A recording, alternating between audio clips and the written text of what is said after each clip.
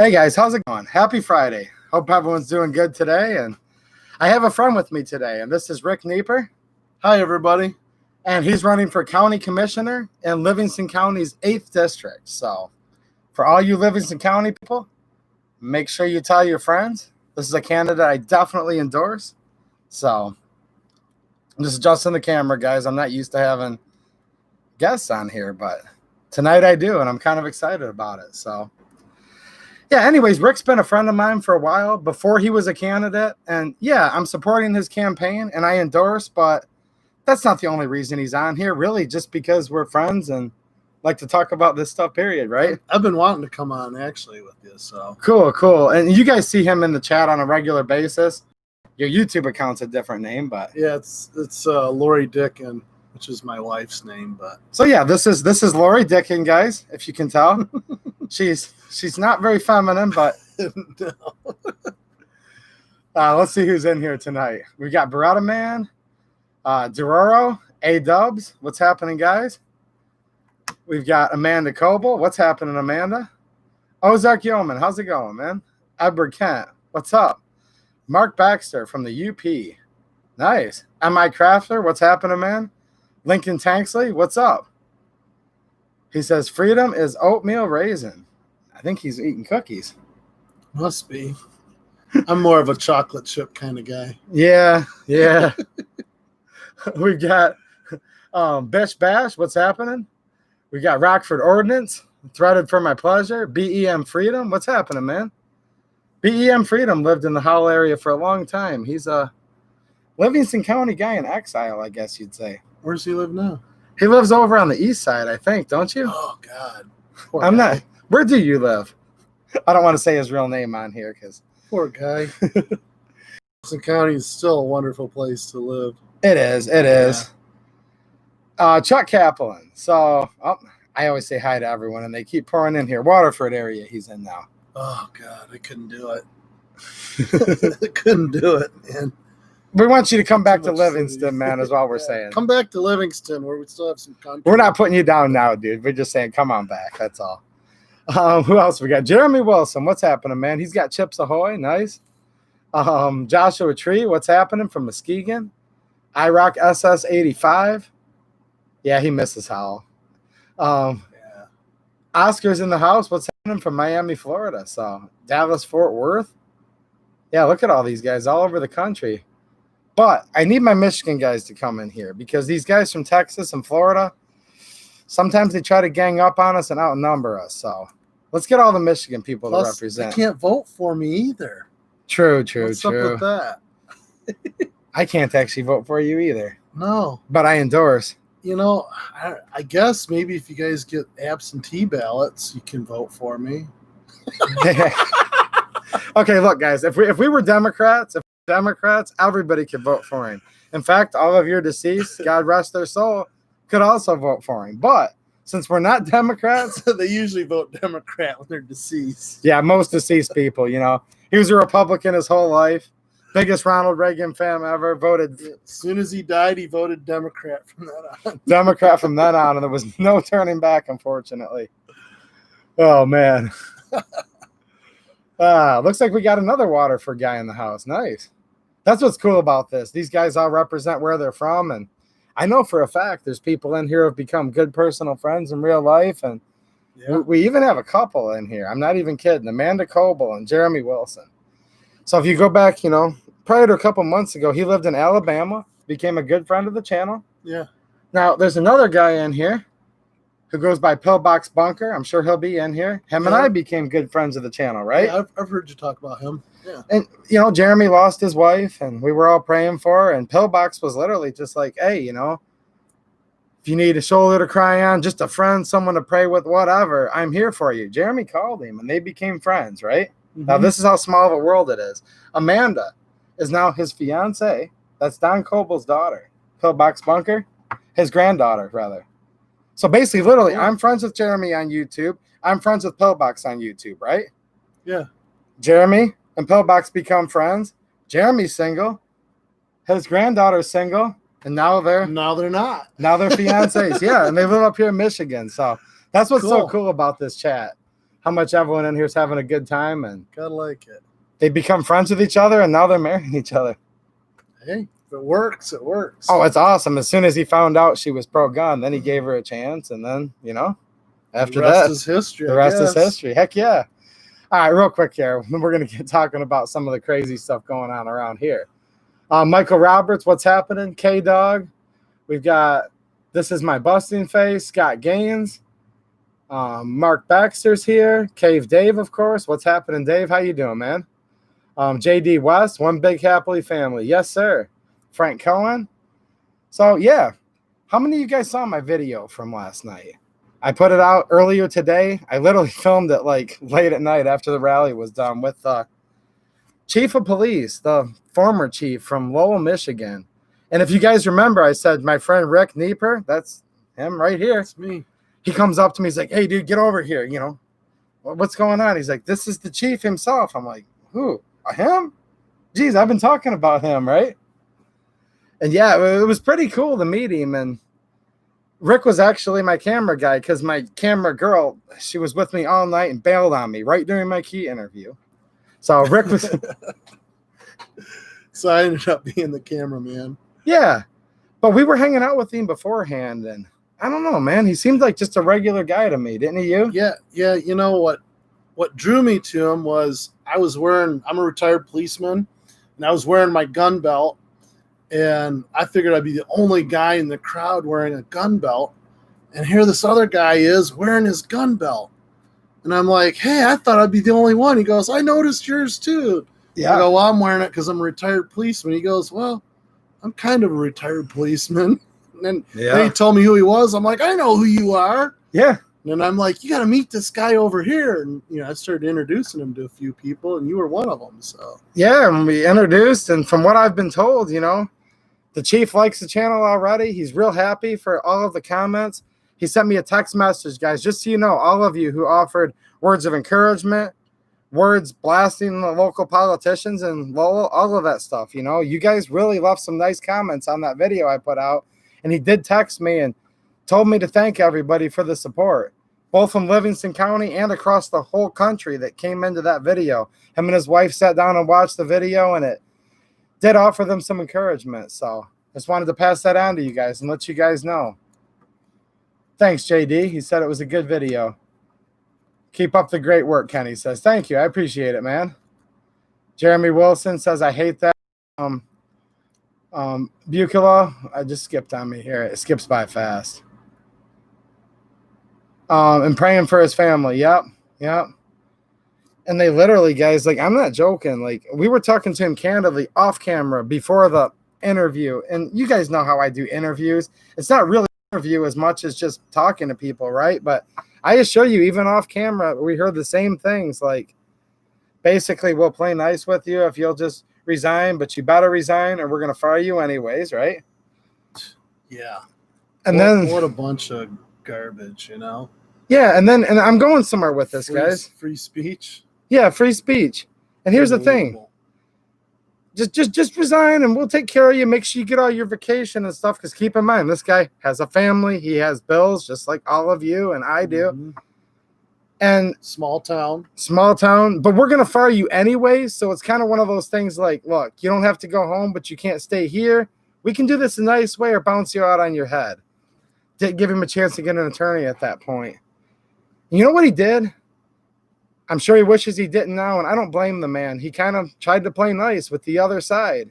And you know what they did anyways? They took his resignation, never gave him his vacation pay, never gave him his personal days.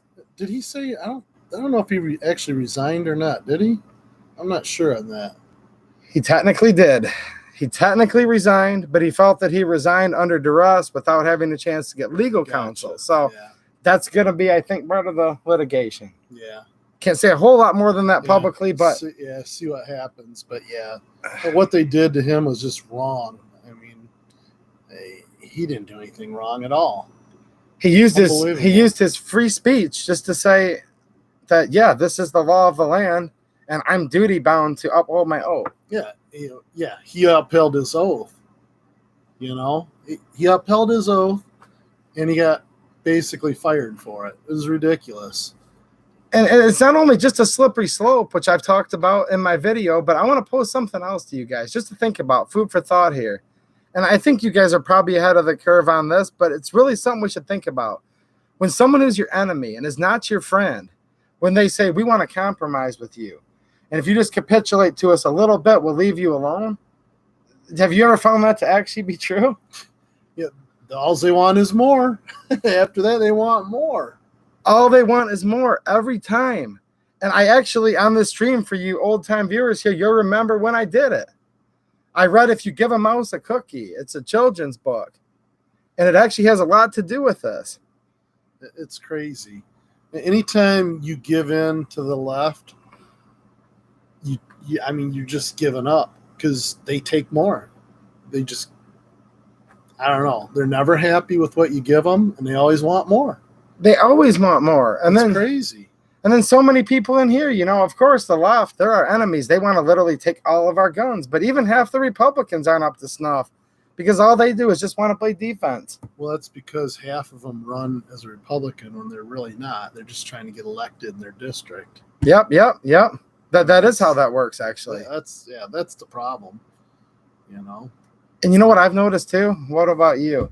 It seems like Democrats are always like liberal and they always stand together on everything. But then when you get Republicans, it's only like half. Yeah. Why is that? I've been working really hard kind of as an activist on the right to try and organize and get the right organized because they're never organized. It's like kind of a hodgepodge on the right side of the aisle. I don't understand that. And they don't stick together. Some of them jump over to the Democrat side and hang with the Democrats or the left. Yeah. And but they never come over with us for any gun rights ever, even once. You know what? There's one guy here in Michigan from the UP, Scott Dianda. There you go. He was from the UP. Yep. When I heard him on the radio talking, I thought he was a Republican. When I found out he was a Democrat, I was shocked. He was fiscally conservative. Yeah. He was a gun guy. He'd open carry on the House floor at the Capitol. Yeah, and I should take that back and clarify on the state level. And I've said this many times on the stream. On the state level, once in a while. Mm-hmm. On the county level, sometimes. But when you get to D.C., that's where I truly mean none of them. AOC. They'll never, ever come over, okay? Ever. Yeah. So, yeah, I mean, it's literally, it's nuts. And that's actually kind of like what we're talking about here. And some people have told me before, and I don't care because everyone can have their opinion. They've said, dude, why are you like talking to politicians? They're all bad.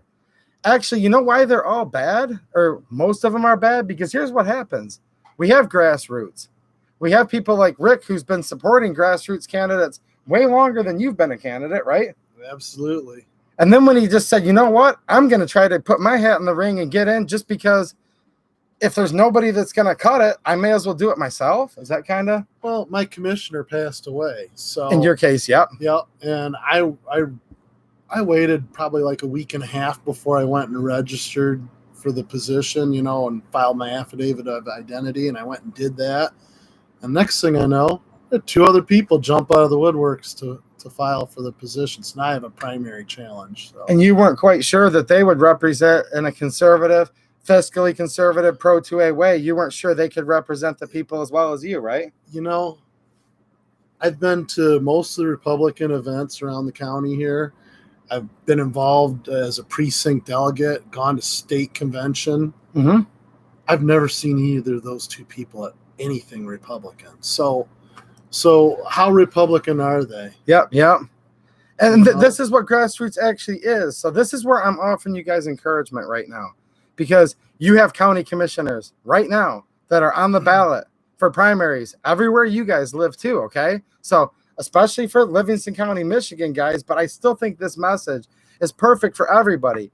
You know why you always end up with where it's like, okay, do I want Obama or do I want Mitt Romney? Because they both suck, and we've seen what Mitt's done, right? Yeah. It's because nobody went out in early August and voted in the primaries. Yeah. And nobody went out there and actually went to these local events, because I'm telling you guys, and I challenge anybody, I'm going around to all these local events. You see me all over the place, right? Oh, yeah. And I'm keeping track of people. And there's just certain people that I actually see at everything, and they're actually getting involved even before they were candidates, like Rick. And you know what's so perfect about you specifically is you guys can go back when I was doing the Livingston County and Monroe County for 2A Sanctuary Counties movement. Go to the Monroe meetings. That's my home county. I did several videos on it. If you remember the gentleman that got up there in support just as a regular old citizen, he wasn't running for anything. In fact, your commissioner hadn't passed away yet at that point, right? No, we didn't even have our resolution passed yet. He had no idea he was going to run for this office at that time, guys. None. Video proof on this channel. He was a citizen that was there, and he stood up, and he was the one that said, I'm a retired police officer, and on this day, I lost a really good friend in front of the steps of the police station. In Monroe County. In Monroe County. City of Milan. City of Milan. And if you guys remember him, that's him right here. So, yeah, those are the people I'm going to endorse because that's how we can actually make a change and get people into politics. I like to say public servant more than politician. You're absolutely right. And a lot of these politicians forget they're supposed to be a public servant. They're supposed to represent the people in their district. Yep. And, you know, when they get a phone call, they should be returning phone calls to these people. Yes. And listening to what their issues are and trying to help them. Yes. And that's a problem because I know if I call my congresswoman or my governor, I don't get any response from either of their offices, let alone from them. And it's just ridiculous. Yeah, it's one thing if it's like, well, it is the governor, 10 million people. She can't make 10 million phone calls. Okay, but when their office won't even respond back? Nothing. Absolutely nothing. And I don't care if somebody is a Republican or Democrat or what they are. When they call and you represent them, you need to call them back. The thing I love that they do at the state level here is they'll be on a committee. And when one of the state reps or state senators sits on a committee, when they chair that committee, they're representing everybody in the state of Michigan. Yeah. And they love to try and say, well, you need to go through your senator or you need to go through your representative. Yes. It's like, no, you represent me on this issue and you need to answer my questions. They won't talk to you. They won't call you back half the time. It's just ridiculous. These guys have ran into so much of the same stuff. We always talk about this when it comes to, you know, these Second Amendment bills. Because this is, I think everyone knows me well enough by now. I'm pretty conservative on many issues, okay? But this is mainly a firearms channel, free speech channel, and Second Amendment rights. And, yeah, we try to get a hold of these people, and it's always just this form letter that comes back. As long-standing hunting tradition. Well, I haven't got nothing back. From Stab and I do. I mean, I'm too. Spend it now. I'm too AE to you. Okay, I've got enough connections you got to get clout. I got a nobody. I'm a peon. I got enough clout to get a form letter. Okay, guys. But no, here's the moral of the story, though, in my opinion, and I want Rick to chime in on this. If you don't actually know like the first name of your state representative, you got a problem. If you have no idea the name of your governor, well, if you live in Michigan, it's different because we call her many things. Everybody knows who she is. We call her many things other than her real name. Everybody around the country knows who our governor is. You can call her Empress, right? But yeah, the queen herself. And I challenge you guys, literally, and this is how this is done. Get a hold of your, let's just say, state representative and county commissioners for now, right? Find them. They're out there. Shake their hand. And if you don't have their cell phone number or the direct staff member's cell phone number, you can't actually get a hold of them, like literally on an issue, then I would probably go to these different events that are going on. There's rallies everywhere and find a candidate that is willing to give you their actual number where you can actually talk to them. I printed it. Well, my campaign manager printed up cards for me. Yeah. And I had him put my phone number on there. I'll give my phone number to the people I represent. I don't care. I'm not hiding from them. I'm there to represent them. So you elect me and I'll represent you. Exactly. You know what's funny? I'm going to pick on you, okay? Go ahead. It's not that I didn't believe him, but here's the thing. And you guys know how I am on here. He's entering the political arena. So he's a good dude, but if he goes against us here, I'm gonna come at him like 10 times harder because I Oh. like you so much, right? You should crucify me if I do the wrong things. And I will. Absolutely. So I'll be up there in front of I'll be accountable. I'm not going to run and hide. I'll be like, what's the Yeah. heck's wrong with you, Rick? You used to be a good dude. Now get your head. No, But that's not going to happen with you. You know what I'm saying? I'm not going to do that. I was a policeman, and I was the kind of Yeah. cop. There's a local town here that I worked in, and if we went down there tonight for fish dinner, as soon as we walked in, they'd be like, "Oh, hey Rick, how you doing, man? We miss you." Yes. And that's people that I sent to jail. Long time no But see, man. But they knew I was just doing my job. I always treated them. I was fair with them. Next time, like, hope to Doing the see you right under thing. better circumstances, Yeah, right? you know, That I classy mean- thing. Yeah, they love me in that town. So I didn't go out of my way to mess with people or nothing. I just do my job and be fair. Oh, I know. It's kind of funny though. You arrested them, and they're like, "Hey, what's up?" Yeah, I went to we went to a bar where my buddy was checking out the band because he has a boat and he has a band on there every 4th of July and Labor Day weekend. Yeah. And he was checking out this band. We go walking in there, and as I walk in, there's two guys at the bar sitting there, and they're like, "Hey, Rick, how you doing, man?" I go up and I talk to them. I'm shaking their hands and stuff. And I was with like 8 or 10 of us that went there, a bunch of our friends, Yeah. and they all go in to check out the band. And I get done talking to those guys and go back with my people. And when I go over there, they're like, "Who was that?" I'm like, "A couple guys I sent to prison." They're like, Ugh. "What?" I'm Oh, like, "Yeah." I go, I was fair with them. They messed up. They knew they messed up. I had to do my job, But those two guys I sent to prison were shaking my hand, But I was always nice to people, no, yeah. And the one guy had a knockdown, drag out fight with him the night he went to jail. It was bad, yeah. But So even people you've been in fights with. yeah, it's just business. Oh yeah, Rudy Finney with a super chat. Thanks so much, man. You're awesome, dude. He says, "Wait, we have a governor? Hopefully for not much longer." Is she a governor or is she the queen? Yeah, we don't have We're a not governor. sure. Empress, queen. Yeah. Hopefully not much Who longer. doesn't have to answer to us? No, did you guys hear though? The federal judge just smacked her down and said gyms will open like in the next week. So Well, where I'm at in Livingston County, there's gyms that have been open. they're doing it anyways. Yeah, they just did it. Monroe County passed that really nice resolution that said just go back to work, guys. But it's still a smack right in the teeth when the federal judge gives her a. Yeah, she needs it. She does. And somebody in here said, "What are you saying, Semper Paratus?" He said, "Oh, 2A EDU's a celebrity." I thought he was talking about somebody else. 16K? Do I really have that many? Well, I do actually. I have had to move it up to the next level, guys. If you didn't see the stream yesterday, last night at the Capitol, I have hired official security detail, and she's in the chat right now. So thank you, Ray. Letting these guys know that if they're going to try something, I have an official armed security. You saw her with me, right? Yeah. Yeah. So it's true. It's true. You had a lot of armed security up there yesterday. It was actually such a nice time. People were so polite. I mean, Rudy Finney, security / compliments fun. Thank you, sir. I couldn't believe the I protesters. appreciate it, dude. I couldn't believe the protesters that showed up. Oh, whatever. Well, they showed up. They laid on the ground, okay? Yeah, we let them protest. We let them protest. I loved what Mike Detmer said to him. Huh. Hey, where were you guys when we were up here on MLK Day? And it was like Yes. minus 12 degrees out here. Yes. And that's where we're talking about people. Our friend Mike Detmer, right? He's going to be the next congressman for Michigan's 8th district, guys. We got to make that happen too. But Mike Detmer was one of those with Rick and all the other fellas that I'm friends with. They were out there when it was freezing cold. It was cold that day. It was like sleet, snow, whatever you want to call it. They were out there celebrating, okay? Yeah.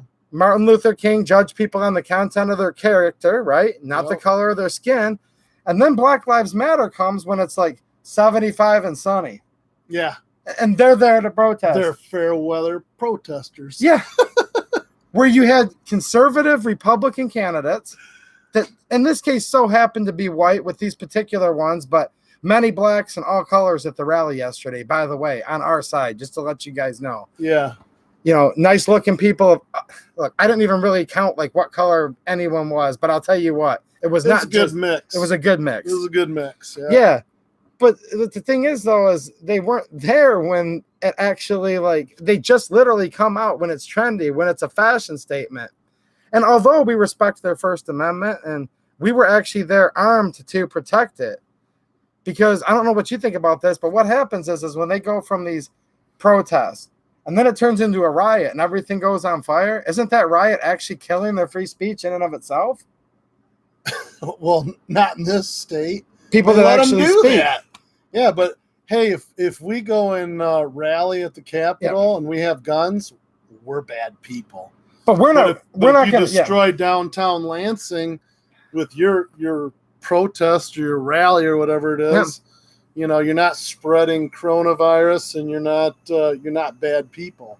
Yeah. But when we go and peacefully protest the governor's lockdown, at Operation Gridlock, we're spreading coronavirus all over the state of Michigan, according to her, and we're bad people and we're dangerous. I don't know. Everything I've been to, it's been left clean when we leave. It's when we leave than before we showed up. Yeah, and I didn't see anybody fighting or anything like that or destroying anything. I didn't even see a shove. My son went after that protest there in Lansing, and he was actually, it was before he went, and he went after too, but he was riding around. He said there was out-of-state plates there, and cars that had no plates on them, and then when they were done, they had destroyed downtown Lansing. It was terrible.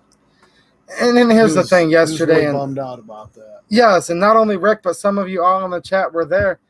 Basically sat there and we basically, it was our event, if you will, but it's everybody's event because everybody in America and Michigan has the Second Amendment, the First, and all of our God-given rights. They were exercising their First Amendment rights yesterday. Now, did they come up and try to take the center of stage and lay down on the ground and kind of block us from seeing our own speakers? They actually did. Yeah.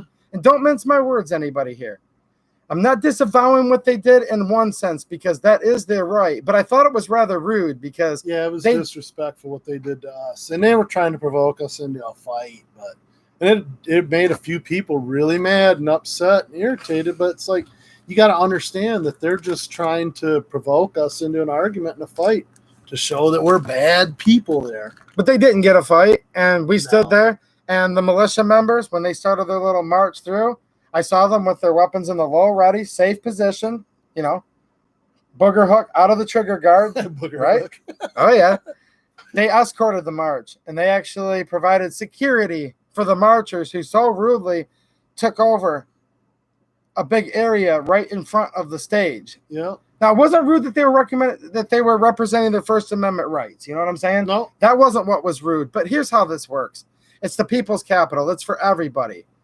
But we don't go to their rally and try to crowd the front of the stage where they can't see their own speakers. Guns. But they have no problem doing it to us. And I guess it's just why we always take the high road, right? I guess. Yeah, that was crazy yesterday. Yeah, and I got a perspective from my little after stream, if you want to call it that. We stayed there. It was getting dark. I snapped my fingers and said, Gretchen, Witless, turn on the lights. And she did. But I was streaming with my friend last night, and it was her first time going to a rally. And that's why I wanted her perspective on it. And it was kind of weird. And if you guys saw the stream, you'll get it. I don't want to say weird, but it was actually like a good thing. So we're there, and we're so violent, they say, right, on the news and all that. And it's her first time coming to anything like this. My friend Ray, who's hanging out with us here tonight, right? And there was a certain point in time when she said, is that building locked? I kind of have to, use the restroom. And I said, the building's locked. There's a porta potty way over there, right? She looks, and I said, hold on a minute. I said, do you want me to go with you, or do you feel safe? And she's like, no, you just keep talking to who you're gonna. I feel fine. And I looked around. I'm like, why'd I even ask her if she feels safe? So we have a young lady totally by herself, walked clear through the whole rally to the Porta John, came back, and she said she's never felt safer anywhere. Isn't that crazy? She's not afraid of guns, I guess. But what you'll hear, though, is the fact that, like, these were armed insurgents. These were, armed militias and militants that violently stormed and sieged the Capitol. You know what I saw? I saw people exercising their rights. And just like exercising your body, if you don't exercise your constitutional rights, you'll lose them. Exactly. And I think that's why we are losing a lot, because we don't exercise them. Yep. I remember when I was a young man, if somebody was carrying a gun in public, you were going to meet the police real quick. Yeah. I mean, I had times as a policeman, I was doing some stuff that I did as a policeman. I was down in Detroit and somebody spotted I was carrying a gun. And, man, next thing I knew, I had 4 or 5 cops running up on me in a gas station. I'm just trying to pay for my gas down there. One of them was riding by and saw me with a gun, thought I was robbing the store or something, I guess. I don't know. And in some ways, like normalizing open carry and concealed carry, we have actually come a long way. Yeah. I mean, from where it was. I've watched YouTube videos where guys are walking around Detroit open carrying down there. Yeah. It's pretty cool. Yeah. And Ray just chimed in right here. Not afraid of the people there. Nothing to worry about as far as I can see. No. And I want to clarify, because I hate to do this, because I'm not giving these people props. I completely fundamentally disagree with their whole mission statement. But to be fair, actually, they were trying to antagonize, but none of the Black Lives Matter people really made me afraid either. I wasn't afraid of them. Were you? I'm not afraid of them, no. I mean, they didn't walk up to me and get physical with me. So just to call a spade, everybody there was physically friendly, right?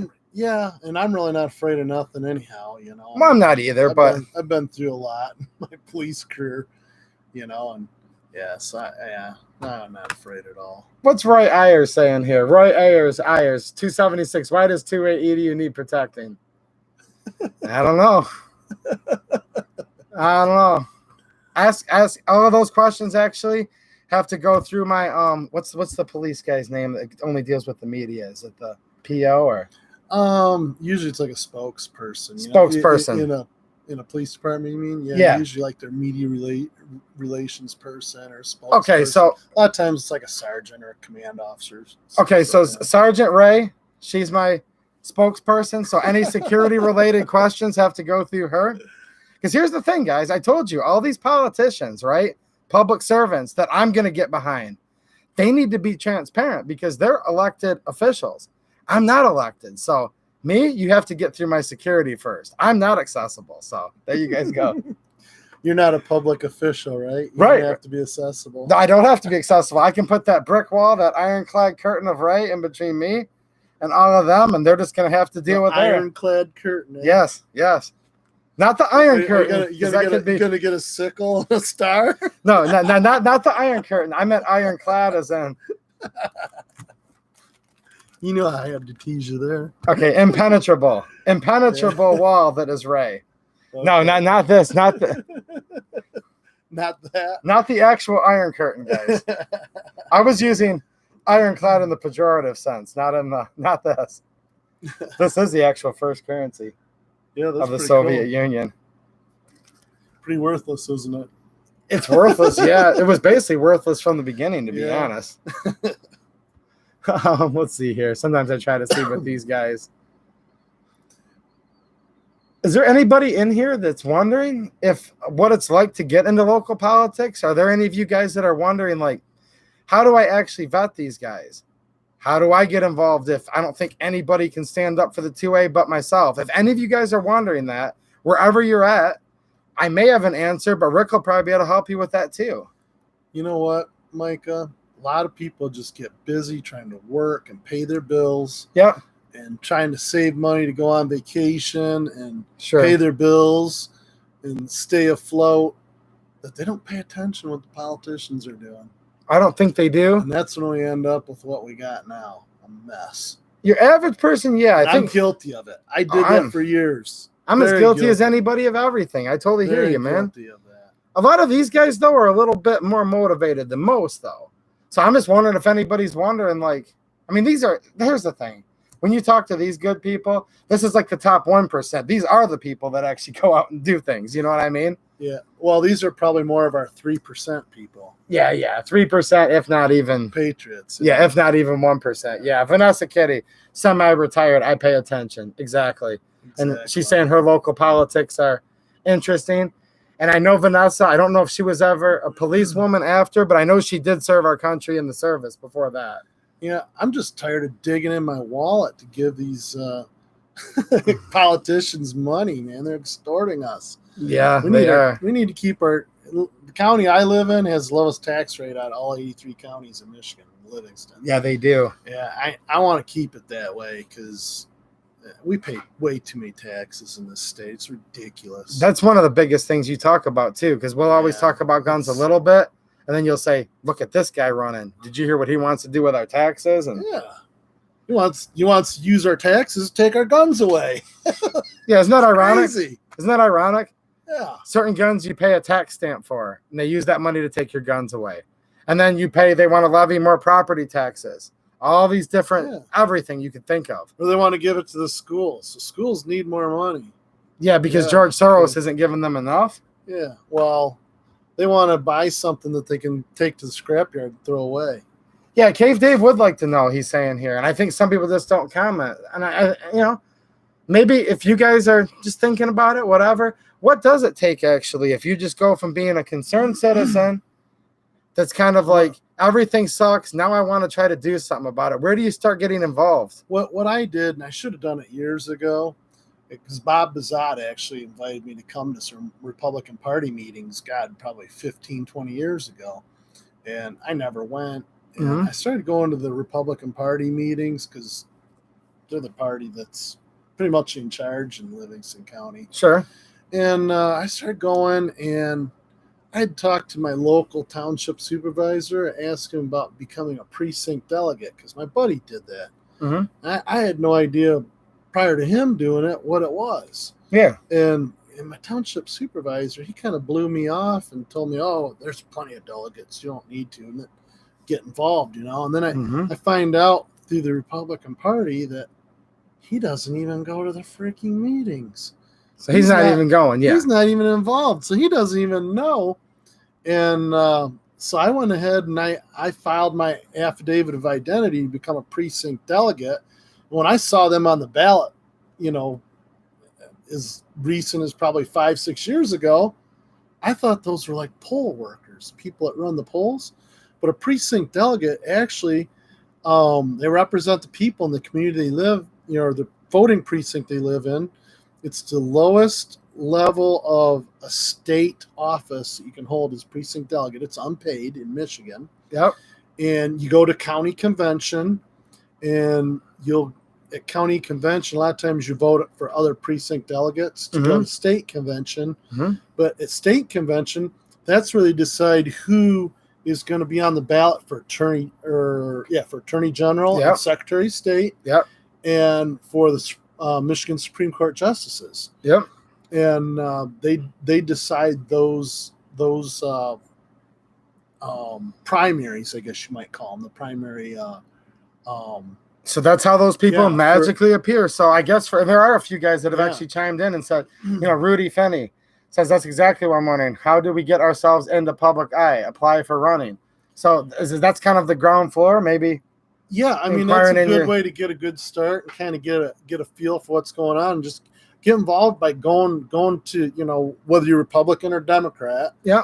You get involved by going to your local party meetings. A lot of times you can find them on the internet. Yeah. And go to the monthly meetings and see what's going on, And I went and I was kind of quiet and listened and didn't say a whole lot. And as I started to get more knowledgeable about what was going on, I started becoming a little more boisterous. And I'm not always a popular guy. Yeah. And some of the local elected officials aren't real fond of me, but there's always a good old boy network everywhere, guys. I'm not afraid to stand up and say, "Hey, that's wrong," or "This is right." So, and that's how I started. Is I became a precinct delegate, and I actually helped other people campaign. I put out signs for people. I helped a judge. A candidate for judge. He lost by 0.5%. That was a tough race. But I helped him in his campaign. He almost won. I've helped a lot of candidates put signs out and just secure locations for them. That's how I got started. And you get to know these people, and you get their cell phone numbers generally, and you start talking to them, and and then when you have an issue, you can just call them up and say, hey, I put signs out for you. I helped you. What's going on? How come you're not representing me right now? Exactly. And that's one method. And from my perspective, here's what I've done to become involved. Okay. I'm not running for any office, but when I go to the meetings and I actually watch how they conduct their meetings and I listen to what people are saying, I'm actually learning about the political process that way. Right. So, and you find out what's going on around your county. Like, a lot of times, like at our local Republican Party meeting, they'll call on the elected officials to basically, if they have anything to report. And we have a township in our county that's like the northwest corner of the county, and it's just very remote there. It's all farmland and stuff. And the township supervisor there is an old farmer with a big old beard and whatnot. Nice. He's like, yeah, not much to talk about. They're working on getting the corn out of the fields, but it's been raining a lot. It reminds me of where I grew up, just a little bit south of where I live now. And it used to be very rural there. And now it's not. It's all houses. Oh, yeah. It's crazy. So, yeah, it's just kind of cool. You get to know what's going on just by going to the meetings. And then, if you choose to, you get involved. And I'm trying to get more people involved as precinct delegates, because precinct delegates, really, it's a very powerful position. Because if the delegates get together, they can take over in a convention and run things, So people don't quite realize how important that position is. Yeah, they could be a pledged delegate, an unpledged delegate, and there's a whole thing within there. And probably a lot of people don't even know what a delegate is. So I had no idea until my buddy had actually done it. And I went to county convention with him to watch and see. Township supervisor might be more of a career job, but you could be township just board member, trustee, things like that. Start going. School board is huge. Real important. School board is huge. Yeah, look at what's happened to our schools. Yes. Don't pay attention, And here's important. Yes. And here's the thing, though. Before you guys just go run in there blind, right? This is what I would recommend. Oh, this sounds boring, but start going to the meetings. And when you see issues happening, you're going to find out which person that's on your board of commissioners or township, supervisors board or whatever, right? You're going to find out, like, this is the guy that seems like he's with the people. This gal isn't, vice versa. And then you'll start to see who you're actually voting for. Absolutely. And when I became a precinct delegate, I started meeting like other precinct delegates, and I networked with a whole bunch of them from different counties, because we were trading signs for state races. For example, I could get signs for the governor or whatever. So I was trading them for people who were running for state school board and, things like that. We were trading around signs, and I made good relationships with these people, and we all talk now and we watch them, and we're trying to get more people involved so we can have somebody who goes to school board meetings, somebody who goes to the township board meetings, somebody goes to city council, and watch them all. Because you can all talk and tell what's going on. If there's a problem, you can call everybody up and say, hey, we need people to show up to this meeting with their pitchforks and let these people know we mean business, or we're getting out the tar and feathers. And you know what's funny? You said that because when I was with Commissioner West at the candidates forum, the two-way hangout we had just on Wednesday, when I did my little, we'll call it interview, I just call it hanging out because these are my friends. Candidates. Yeah. These are friends of mine more than they are interviewees, but still. I'm sitting there with Wes, and he said right on camera, if you guys saw that stream, he said, normally we have 5 to 10 people come for an issue. You get a couple hundred people in there? Yeah, we had no choice but to pass it at that point. So before you guys want to get too down, this is actually like supposed to motivate you guys, and I hope it does. 5 to 10 people in your whole county may show up to the average meeting. There's like 15 times more than that people in here right now. So 5 or 10 shows up. If you can get 100 people to show up, your likelihood of getting your issue passed or defeating an issue that you don't want to pass instantly goes up like tenfold. Yeah. So I don't know. They don't realize how involved I was with the Second Amendment movement, but I had saw what was going on in Virginia, and I was paying attention to that, and I thought, man, I want to make Livingston County the first 2A sanctuary. So I started, kind of trying to catch my commissioners and pumping them a little bit, telling them about what was going on in Virginia and trying to get them involved and whatnot. And so I was working on that, and I listened to this guy who's got a radio program up north, and I listened to him on the TuneIn app. And he was talking about the Facebook page from Jeff Fuss that he started. And Jeff Fuss actually frequents this stream. You guys may recognize Jeff. So he's talking about that Facebook page, and I was one of probably the first 10 people in that page.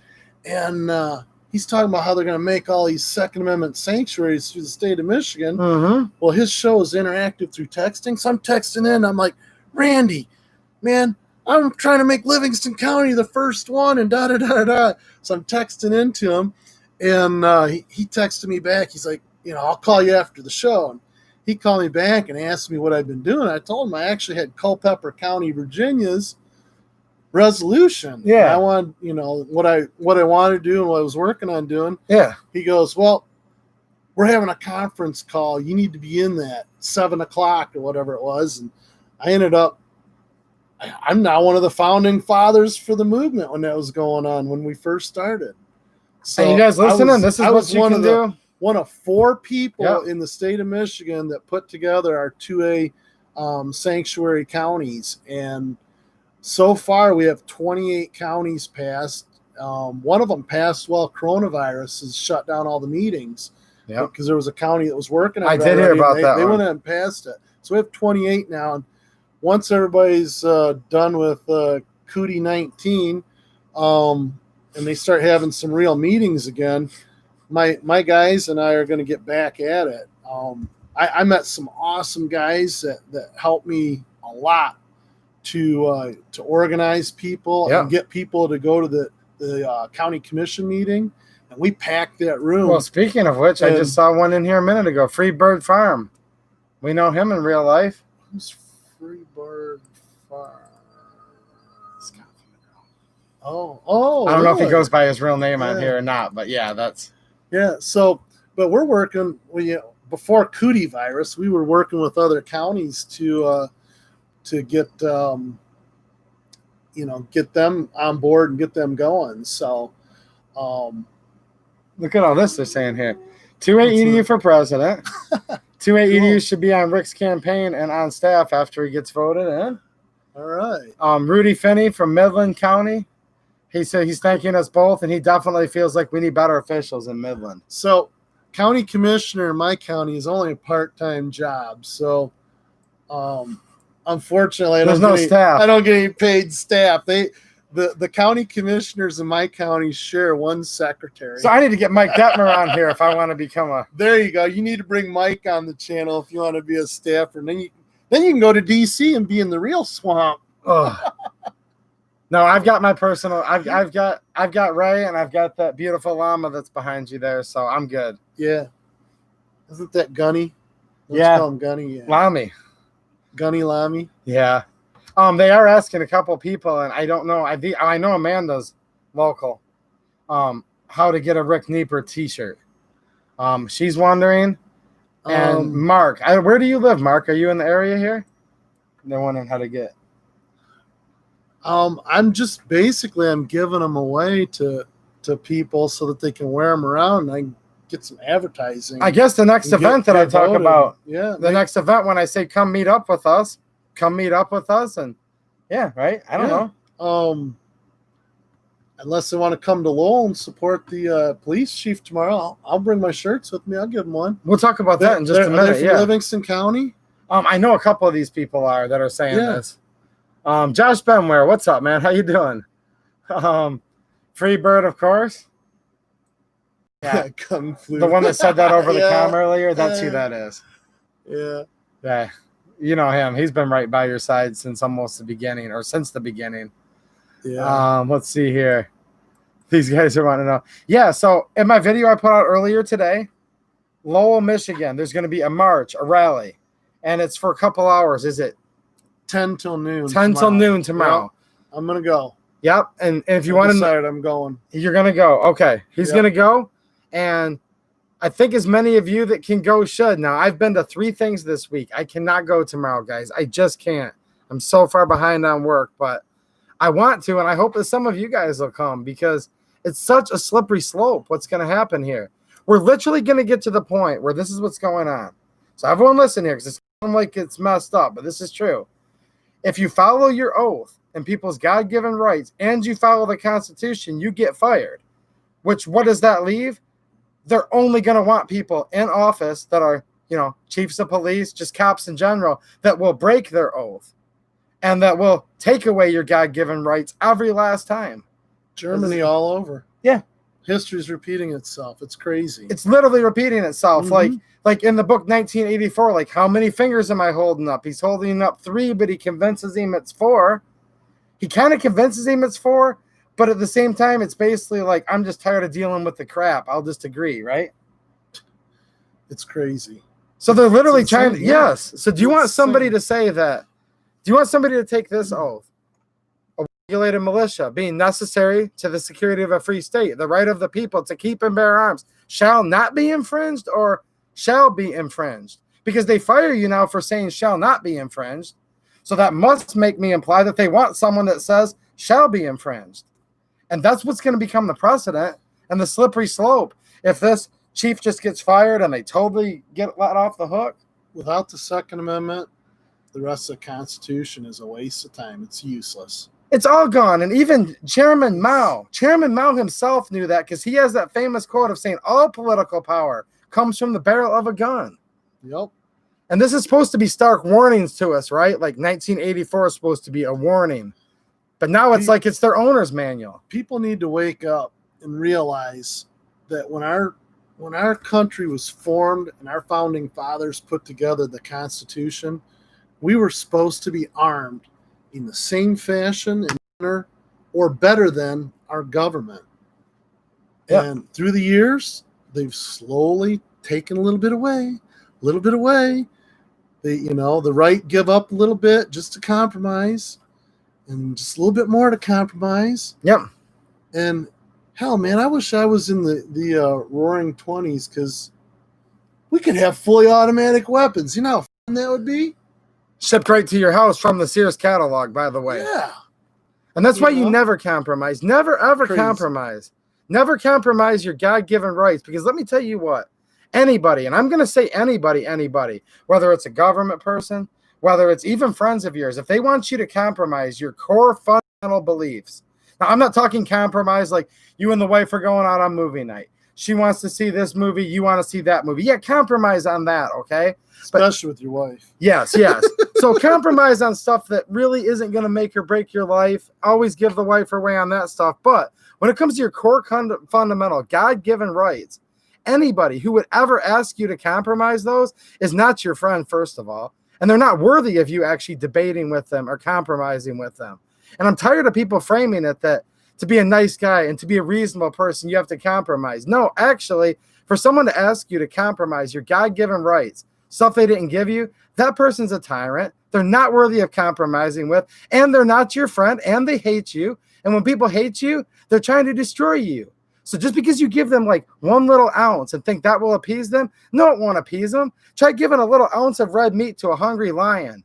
Is that going to make him come attack you more or less? You're going to be eaten in 2 seconds flat. And that's what happens every time, no matter what. So as long as you're being a good person and you have the Constitution on your side and you have God on your side, don't apologize to anyone. Because anyone who asks you to apologize, they're just not worth it and they are your enemy. And that's pretty much where I've gotten to be with all this. What do you think about that? I think you said a whole mouthful. Well, I went on one of my 2 EDU rants, but... You know, I brought up the other day at the cookout with the candidates. You made me think about this. But back during Governor Granholm's tenure, that was a real beauty. I guess the House and the Senate gave in to her, and she wanted a temporary tax increase on income tax. Now, our state constitution has right in it that the maximum that they can tax us for income tax is it's like 3.95 or 3.98. 3.9 and change. Yeah, I know that. Yeah, it's under 4%. Yep. And she got this temporary increase because we were in a budget crisis. The municipality I worked for then was the Village of Homer. We got a huge revenue sharing cut from the state, so they were trying to figure out where they were going to make up for the money and stuff. And the only way we can do it is through cuts.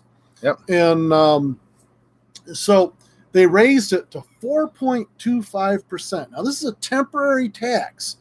Now, this is probably going back to what, about 2006 or so?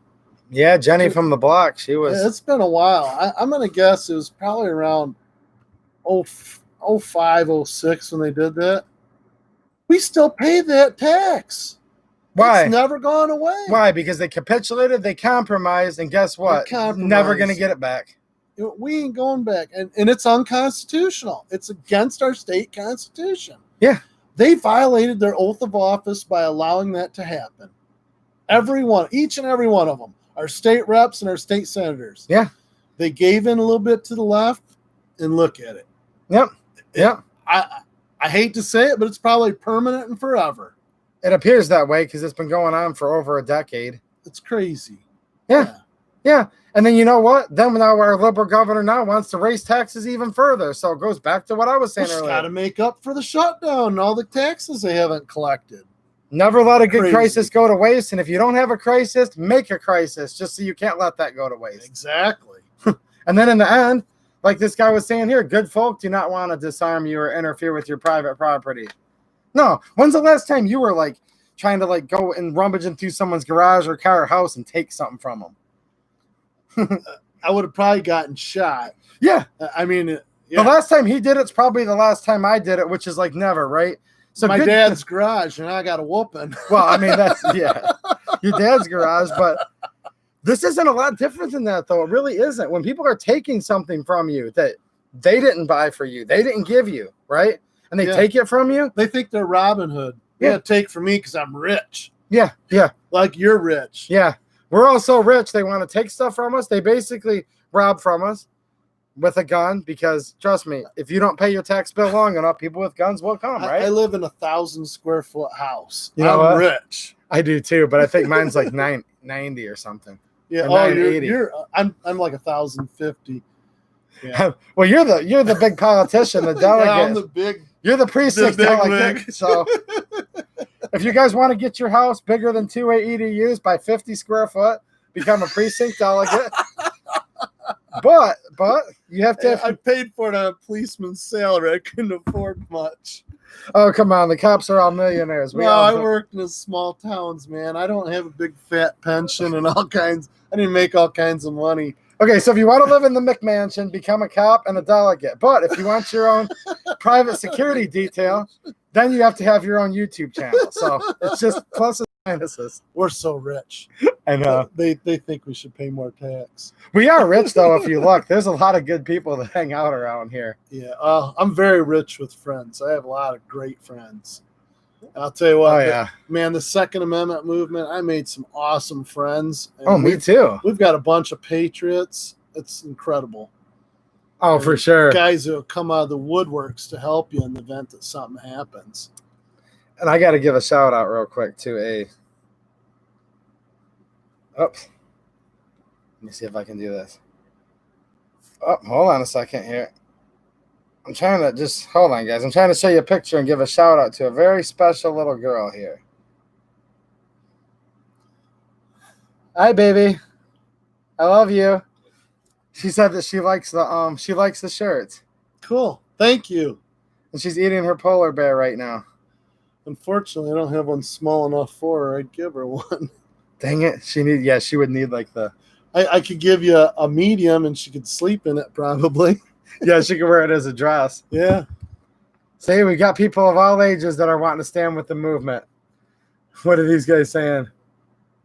He's got 1,001 square foot homeowners are the 1%. Yeah. Yeah, I know. We all have so many guns, right? We all have to live in teeny houses because it's like, let's see here. I don't have that many guns. I need more. Wait, it's like, how many guns do you have? More than I need, but not as many as I want, right? I don't have nowhere's near enough. I feel like I'm how's that go? 1 is none and 2 is 1. Exactly. Yeah. Exactly. I need more guns. Oh, yeah. Oh, yeah. I was carrying a pretty cool gun yesterday, though, in the Capitol. Yeah, you were. Yeah, the I was carrying my police gun that I carried throughout most of my career. It was a Beretta 92. Yep. And it's one of the first ones actually made in the United States. And then my son got me tuned into this other gun called a CX4 Storm. CX4 Storm carbine, guys. Yep. Yeah, and we got them. We ordered them so that the 92 mags would interchange with them. Yeah. So I was carrying that over my shoulder and carrying the 92 on my side. And I got a lot of people. What is that? And then when I showed them how the magazines interchanged, they thought it was the coolest thing ever. Oh yeah, and they were showing the those troopers when I walked by randomly. I think it was when Ray and I were going up there to stream actually. Yeah. And I'm talking to the guy because the one cop's like, I was a landscaper, so we're talking landscaping, and then they were asking you about your rifle. Yeah. Yeah. I don't even think they knew what that carbine was. No, a lot of people did. I had some militia guys asking me what the heck that was. Look at right here. 9mm. IROC. See, these guys will know though. Yeah, CX4. He says CX4. That's hilarious. I'm sitting here right now turning my high point into a CX4 Storm lookalike. So there's lookalike kits for the high point. I didn't even know that. That's kind of cool, isn't it? Oh gosh, due to Susan Wiki, we can't have too much fun, but I've got a high point carbine right back there. We could compare, but we're in Susan's house right now. Yeah, Susan. I guess Susan's house rules. Yeah, Susan's house rules, which is talk about guns all you want, but don't even dare touch. Yeah. Josh Benware said something funny. Rich with friends equals poor. Just like she has an awesome personality equals ugly. Hey, he's got us made, isn't he? Yeah. Wait, I can't agree with him. I think I was just ranting and raving to Ray just a few minutes ago about how great of a personality she has. So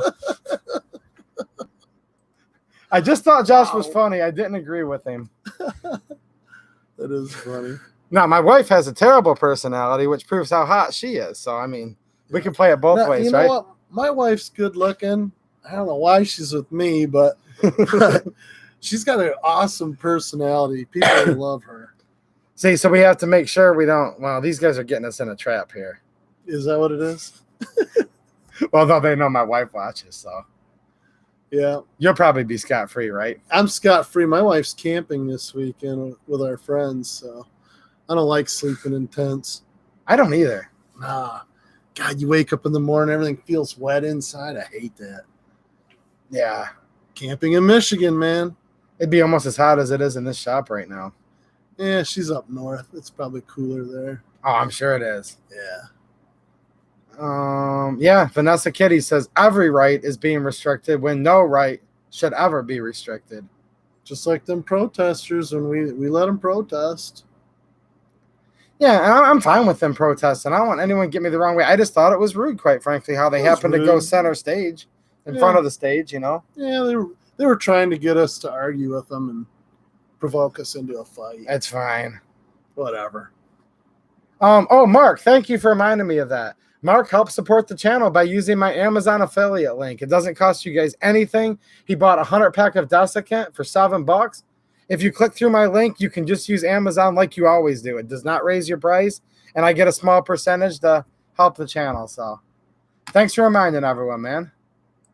And, of course, the Super Chats, those are much appreciated. The Patreon, you guys are all totally awesome. Anyone who shops using those links, I really, really appreciate it. Of course, you know what Amazon did, right? I'll still use the link, guys, because it still helps. It's just pennies. But so all of a sudden, with this flu, you know, everyone's buying stuff on Amazon. So it's rolling in. Amazon's like, oh, shoot, we're making more money than ever before. So they dropped the commission in half as the sales doubled. Ugh. Yeah. for all the people that use their affiliate link just for, and it's pennies, okay? But it adds up. And if you have 15,000 subscribers and everyone just clicks on your link through Amazon, it could add up to the few $100 a month where you could buy a gun for the channel, right? Well, just as it's like, okay, the affiliate link's up. I want to get a new pistol. Guns. Yeah, and then they dropped it in half. Jeff Bezos didn't like that. That's his name, isn't it? Yeah, Bezos, whatever his name is. Beeswax. Beeswax didn't like you buying guns, so he's trying to stop you from buying guns. I have to give these guys a teaser because I always do. Now, I can't touch guns, okay? So as you guys know, Susan Wiki, if you're watching, this is an empty box, okay? But check this out, guys. You are going to get a review of what is in this empty box. Let me see if I can get this to focus. I'm just trying to cover it. There you go. Look at that. Look at the writing that's on that empty box, guys. G3C. It's here. Much faster than I thought. And by the way, everyone keeps asking me, how do I get one? There's a bunch of places, but a friend of the channel, his name's Shojas. He's regular in the streams. He told me, he said, hey, go check out a place called Gun Buyer. And I did. That's the name. I can't literally give you the whole link because Susan, but it's called Gun Buyer. Google it. You'll find their website. That's where I bought that. And they shipped it very fast, actually. So that's where I got it. And I am definitely going to be doing a review on that probably first of the week. Rudy says, is it better to do Patreon as opposed to Super Chats? I wouldn't say so, really. Because here's the problem. They're all super left agenda. They all take processing fees. And just as YouTube basically said, we're going to do all these things, I can't give you the specifics 100%, unfortunately, because I have to sign an NDA as a YouTube partner. But let's just say they're taking a lot of the YouTube revenue, whether it's from ads or their cut of the super chats, and they're putting that towards organizations I don't agree with. And they're promoting people that don't meet the same skin color as me. But I just got an email from Patreon the other day, and they're now informing me that they are supporting political groups I don't agree with, and they're also promoting people who have a much more better, according to them, skin color than I do. So if you want to know the truth, all of them suck so bad, but if we don't use any of them, then we're just silent, and then the left can just completely steamroll us. Does that make sense, guys? Does it make sense to you? Yeah, well, they're trying anyhow, irregardless of what we do, or regardless of what we do, however you want to put it. But yeah, they're trying to steamroll us all the time. After they take their processing cut, which, whatever. In all fairness, if you buy something with a credit card at your local Lowell store, Home Depot, they get charged a credit card fee too. So I get that. But after they take out their processing fees, yes, both companies, Patreon and YouTube, do give me their super chats. They take a percentage for their cost, and I hate both of their agendas. So there you guys go. Vanessa Kitty says we all bleed the same. Yes. However, according to many nowadays, some skin colors are more preferential to others, and I think it's sick for anyone to ever judge anyone on the color of their skin for any reason. So, and do you realize there's more white people killed by the police? Well, that's just a statistical fact. Yeah. That's not even that's not even an opinion. You're right. Yeah. You know, just like the other night at that cookout with the candidates, Bob Bizat, he was our sheriff in Livingston County for, I think, 3 terms, so 12 years. Yeah, long time. And he'd tell you that 1 out of 3 cops shouldn't be cops. There you go. There's good ones, there's bad ones. Here's what it comes down to. There's good people, there's bad people. Really, the color doesn't necessarily put them in either category. That's just on their own, right? You know what I feel really messed up police, the law enforcement community, was when they started requiring all this education. Indoctrination? Yeah, education. You started getting all these educated cops that, like, one of the communities near us, in order to get hired there, you have to have a 4-year degree.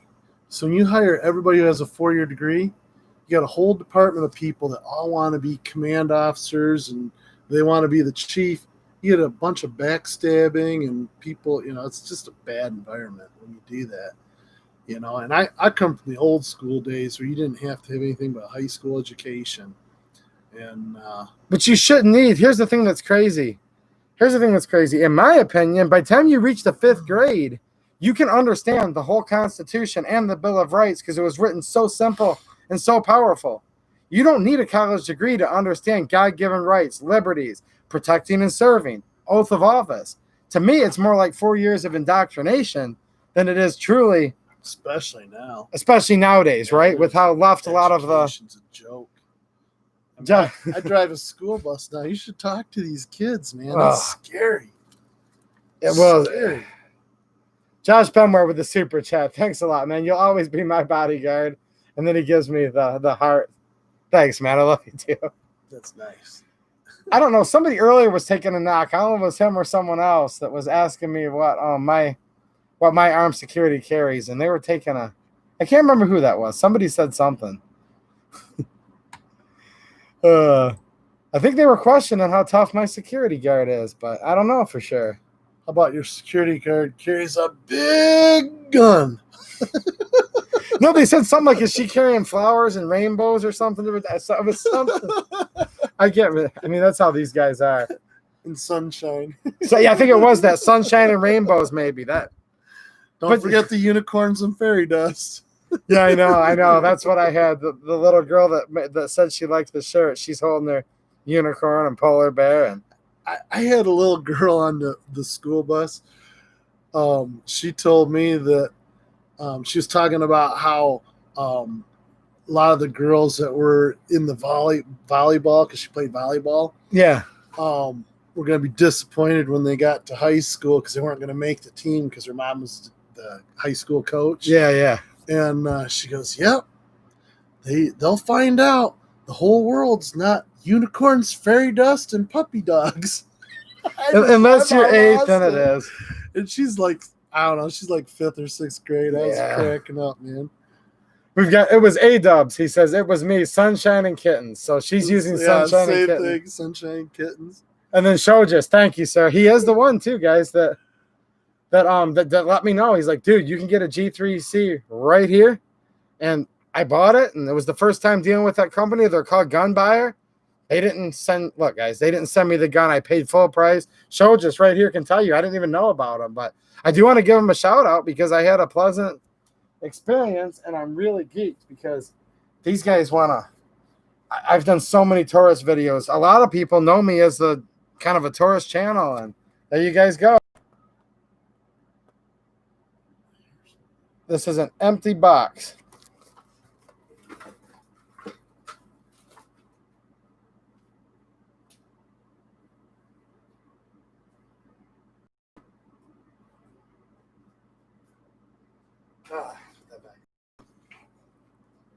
All right, had to put that empty box away because boxes are good on YouTube, but other things are not. So what have we got here? Vanessa Kitty wants to 3D print out unicorn horns to place on about 40 llamas to film them. Cats, Cars, and Ringtail Gang. I didn't see you stop in, man, but how's it going? There's Pillbox Bunker right there. I was saying hi to you earlier, man. I don't know if you were here yet. He's the official matchmaker. He gets involved and people hook up. You know who else he is, right? He was there at the Livingston County 2A Sanctuary meeting. And, we talked in there and he's like, all right, meet me out at my truck afterwards. He's the one that brought you the llama mobile. Yep. Right there.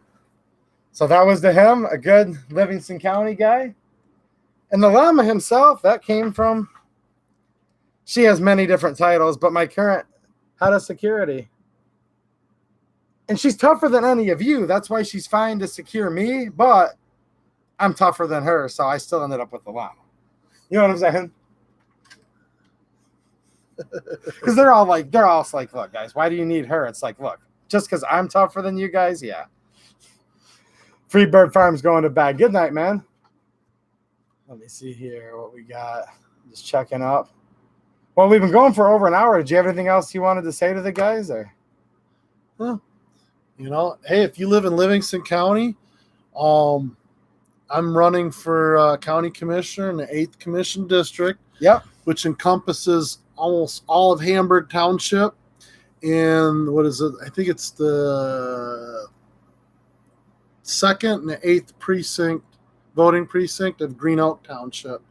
So if anybody lives there, I appreciate you vote for me. Or if you have friends that live there, Yep. tell them to vote for me because, as you know, I'm a patriot. He's a true Second Amendment guy. I will stand up for the people. I spent most of my life as a policeman standing up for the people, and I'm a stand-up guy. I'm not going to let them steamroll me into doing some crazy stuff because I won't go there. And I can prove it, guys. Look, I'm not gonna. If he messes up, I'll take care of him. But I've been to the meetings. I've seen him before. I'll be full of holes. I've seen him before he was a candidate. You can even see him on this channel. So I don't just endorse any old person. These are friends of mine, and I definitely endorse Rick for county commissioner in the 8th district of Livingston County. So if you guys know anybody, definitely. A-Dubs wants to know, what's your stance on school choice? School of choice? If I had to do over again with my kids, I'd send them to private school. Where we live in Livingston County, there's actually a private school that's run by a church. They offer free tuition there. Wow. I bet you didn't know that. I pay for my daughter's private school. Yeah. They have free tuition there. There's a few schools around that. Wow. They have free tuition. I would send my kid to private school. There ain't no way. Either that or homeschool. I'm not good at that. But I would have found a way to get them to private school. These public schools are just so corrupted, and there's no way. I mean, politicians want to defund something? Defund the schools. I'm telling you, there's a lot of waste. And Planned Parenthood. Oh, my God. A lot of waste. Yeah, Planned Parenthood. That's a whole nother subject for sure. Rudy Fenney, I just read that. I hear Lami's dad is a real animal. I don't know. I don't know who the father is. You'll have to ask her. Yeah. All right, I'm going to take a quick break here. Rick's been out all day long, so did you want to say bye to him, or you good? Hey, it was nice being here, hang out with you guys. Appreciate you having me, man. Thanks. And, if anybody ever has any questions, just ask him, and I'll be more than glad to answer questions or help people out or whatever. Yeah, and you'll probably see him in here next stream or whatever. He's in here probably, half, 3/4 of the time or more? Every chance I can, I jump on there. I missed a couple because I was in Florida. Yeah. Trying to clean up my mom's house. My mom passed away from the cootie virus. If you know anybody who gets infected with COVID, do not let the doctors treat them for pneumonia because that kills you. It feeds the COVID virus. The medication they give you for pneumonia feeds the COVID virus. And I actually had the doctor who tried to save my mom's life. He told me if they'd have called him in 2 days earlier, we would have had a different outcome. So, Yeah, this is a suggestion. We don't give medical advice on here, but yeah. But yeah, he said, man, they gave her the medication for pneumonia, which is bad. So, I tried to convince her to get tested for COVID. That sucks, man. She wouldn't listen to me. She was trusting the doctors, but I was down there working on trying to clean up my mom's house and stuff and clean some stuff out. And I missed it. I was kind of bummed out. That sucks, man. So, yeah. We were working long hours in the house, and I try to jump in there on the stream and make comments, and a lot of times I get looked over, but I'm in there a lot of times under my wife's got our YouTube account, so I show up as Lori Dickens. So. Well, a lot of people are saying, good luck, be safe. Great having you. See you later. And Amanda, sorry for your loss. Thank you. I appreciate it. It's been kind of tough for us, but Guero's chiming in here saying sorry for your loss. Yeah. But don't be afraid of the cootie virus, I call it, because we can't live in fear. It's like a bad flu. It really is for the most part. The key is, they got to get the proper treatment for it. And the survival rate's very high, just like that state rep down in Detroit when our governor was trying to tell the doctors they couldn't give people hydroxychloroquine, the malaria drug. Yeah. And she got that, and it saved her life. That's what she says, and her doctor says, yeah. She's changed her voting habits too. She tends to vote more with Republicans since That's that kind of happened. crazy. Yeah, isn't that crazy? Yeah. She realized her own governor tried to kill her. Well, So- lots of people are giving you best wishes and giving you the Thank best you. of luck I here. appreciate it. It's been really, really fun hanging out tonight, and I really appreciate you guys too. So we got to stick together. Yes. For sure. You know, it's us that are going to stand up. There's a lot of people that just won't stand up. They're too busy in their mom's basement playing Call of Duty. Wait a minute. I know at least one of these guys is a Call of Duty fan. Is he a Call of Duty guy? I'll be meeting up with him tomorrow. All right, I'm going to go take a quick break, guys. I'm going to come back in just a little bit and answer any more questions you guys have. And in the meantime, if you want to support the channel completely free, just give me a thumbs up. So I'm a little light on those. I've got 86. Maybe we can get to 100. Either that or go on with a super chat and give you their life savings. Right? Well, that too. But I'm saying for the ones that, yeah, Jeremy Wilson. I'll be seeing him personally tomorrow. I'll play. He plays Call of Duty. Yeah, he says. yeah. I knew. I don't have time for video games. I'm so busy working. And Oh, I know. But yeah, check it out. Now Amanda's really going to want one of these shirts because the back of it is even better than that's the front. cool. Yeah. I got shirts for the working man. Well, yeah, that's why I like it because I'm a regular. This is like the landscaper construction worker, right? The glow yellowish green. Yeah. I'm planning on doing ones in camo too. Oh, yeah. I think I have my one. Those are going to be cool when I get those. The camo ones would be awesome. Yeah, those are going to be cool. I'm going to get camo for sure. As I'm knocking your sign down. But yeah, you guys know what I'm saying? The working man here. He's got his Rick shirt on. Now he's covering up my logo. See, he doesn't have to wear it with the. You don't have to wear this. When That's you my got point. a vest, you can wear the shirt. So I don't have to wear the vest. You guys get what I'm saying, right? Yeah. But yeah, it is like spot on though. That's all I'm trying to show them. Yeah, it's the right color, man. Like this is the official 3M vest. It's the working man's shirt for sure. Oh yeah. Yeah. Hey, if I was going to represent the elitists, I'd have gave out suits and ties. I don't even think I have any of these here. I would play dress up with everybody, but I don't have. You don't have a suit and tie? Does it look like there's a suit and tie in this shop, guys? What the heck? Heck no. I don't even think I have. I can't even hardly touch anything in this shop because Susan made all of it illegal. Yeah. Oh, bummer. All right, guys, I'm taking a quick break. I'll be back in a minute. All right. Good hanging out with you guys. We'll see you. Do you want me to keep this the backdrop for now, or do you You can, want to put it in someone's yard tomorrow? I'll give you the steak for it. I'll be right back, guys. Don't go anywhere. But I need some more thumbs ups, or I'm not coming back. I'm extorting you guys.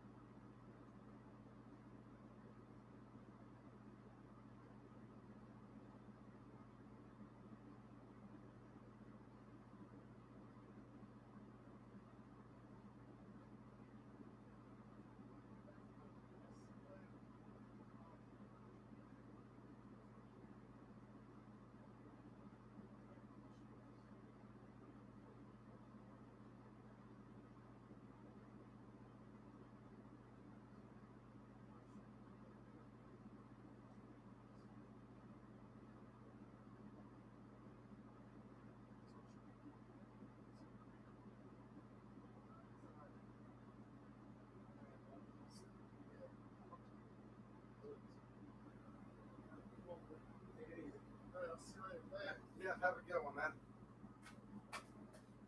All right, can I come back into this stream or what? I guess I can. I have exactly, literally 100 thumbs up. See, I'm just like a politician. I'm extorting this, but only for free thumbs ups. So, Amanda Coble, still out there? I have a Rick Knieper shirt for you, and I will give it to you tomorrow morning. So, it's not easy being 2A EDU, but one of the benefits of knowing me is you text me for a shirt during my 5-minute break, and I come back for one. So there you go, Amanda. All right, John Voorhees, what's happening, man? We've got Jared. Anyone know or have input on a Romanian TTC Tokarev? I've been a big fan of Tokarevs for a long time, and I think they're really nice guns. You know, you've got two main patterns that are available right now on today's market for relatively affordable prices, the Yugo, the Romanian. The Romanian is basically a clone, if you will, of the Russian. The Yugo, it's a little bit different, but you get one extra round. So the real answer is both. Tokarevs are awesome guns. I love the 7.62 by 25. I have several of the Romanians, more than several of the Yugos, but yeah. Definitely a good buy. Love the 7.62 by 25. I even like the 9mm Tokes and the 32s, the 7.65. So yeah, I don't know. I kind of switched it up tonight, and I had fun, you know, having my friend on here, and that happens to be running for office. And even if he wasn't, I would have still had him on here because I was his friend before he ran, and I just really want good people to get in office. So hopefully you guys thought it was cool having another guy on here, some other perspectives, and maybe you guys learn how like literally normal you can be and get involved in your local community, county level, state level. Because politics does generally end up being mainly mostly corrupt, almost always corrupt by the time you get to the federal level, but you'll find people in your local communities that are still legit and still patriots and still actually care. And like Rick told you, like county commissioner, part-time job, you don't get staff and stuff. There's really not enough money in there for these people in most cases, in most small communities, to get bought and paid for. They're just doing it because they want to. So there you go. Beretta Man's in here. Did you hear Rick talking about his Beretta loadout that he used to carry when he was a cop and he was carrying at the rally? I was thinking about you when he said his Beretta 92 and then his CX4 carbine. Heck yeah. But yeah, I'm just scrolling through the chat here, guys. If you have any questions for me or if you want to make fun of me. Now, here's the thing. If you want to make fun of me or give me a hard time, I'm not as accessible as a politician. You're going to have to get through the security detail. I now officially announced last night on my stream I do have a security detail. So if you have any hate mail, you can send it that way. But other than that, yeah. And look at the security guards checking out. So when she says good night, that's just code for she's still going to be protecting me. So don't worry about it. Good night, Ray. Yeah, it was fun having Ray in the stream last night. It really was. And she'll probably come back if I let her again. I don't know. We'll see what happens. But I had fun hanging out with her for sure. And we were sitting in front of that statue. The statue was safe, and we were having a good time. Cave Dave says, I've been quiet too long. It's past time to get involved. If that's what you want to do, man, go for it, you know? Go for it. The yellow shirt doesn't bring out my eyes. Man, is it the... Well, hold on. Is it the hat or is it the yellow shirt? Because I've got another hat here. I didn't have a suit and tie that I could change into, but maybe this brings out my eyes a little bit. Have you left yet, Rachel? Let me know, Ray. My self-esteem's down. I need a compliment. Does my eyes look okay or not? Glock shooters, angels. Actually, that would be awesome. That's actually a good idea. Thanks, Josh. Okay, so Ray, I need you and like 6 of your friends to follow me around wherever I go. You know what I'm saying? That would be perfect. Actually, no, it wouldn't be. All right, guys. I've now hired Ray and 6 of her friends to be the 2A EDU's Angels. But I just realized how much that'll cost for that type of security detail. So now we're going to have to switch this channel over to conventional YouTube gun channel. I only answer super chats. I only review guns that were paid for with a promo check, because now I'm going to have like, whew, yeah, that was a great idea at first. So I take that back. I take that back, Ray. I don't want all the Angels. That'd be way too expensive. 2A Entourage. Did I hear what happened in New Mexico? Yes, I did. Yes, I did. Wait, no, Bosley? Oh, man. No, I don't have an entourage, but I did feel safe yesterday. I will say that. So thank you, Ray, and good night. I kept her up past her bedtime last night.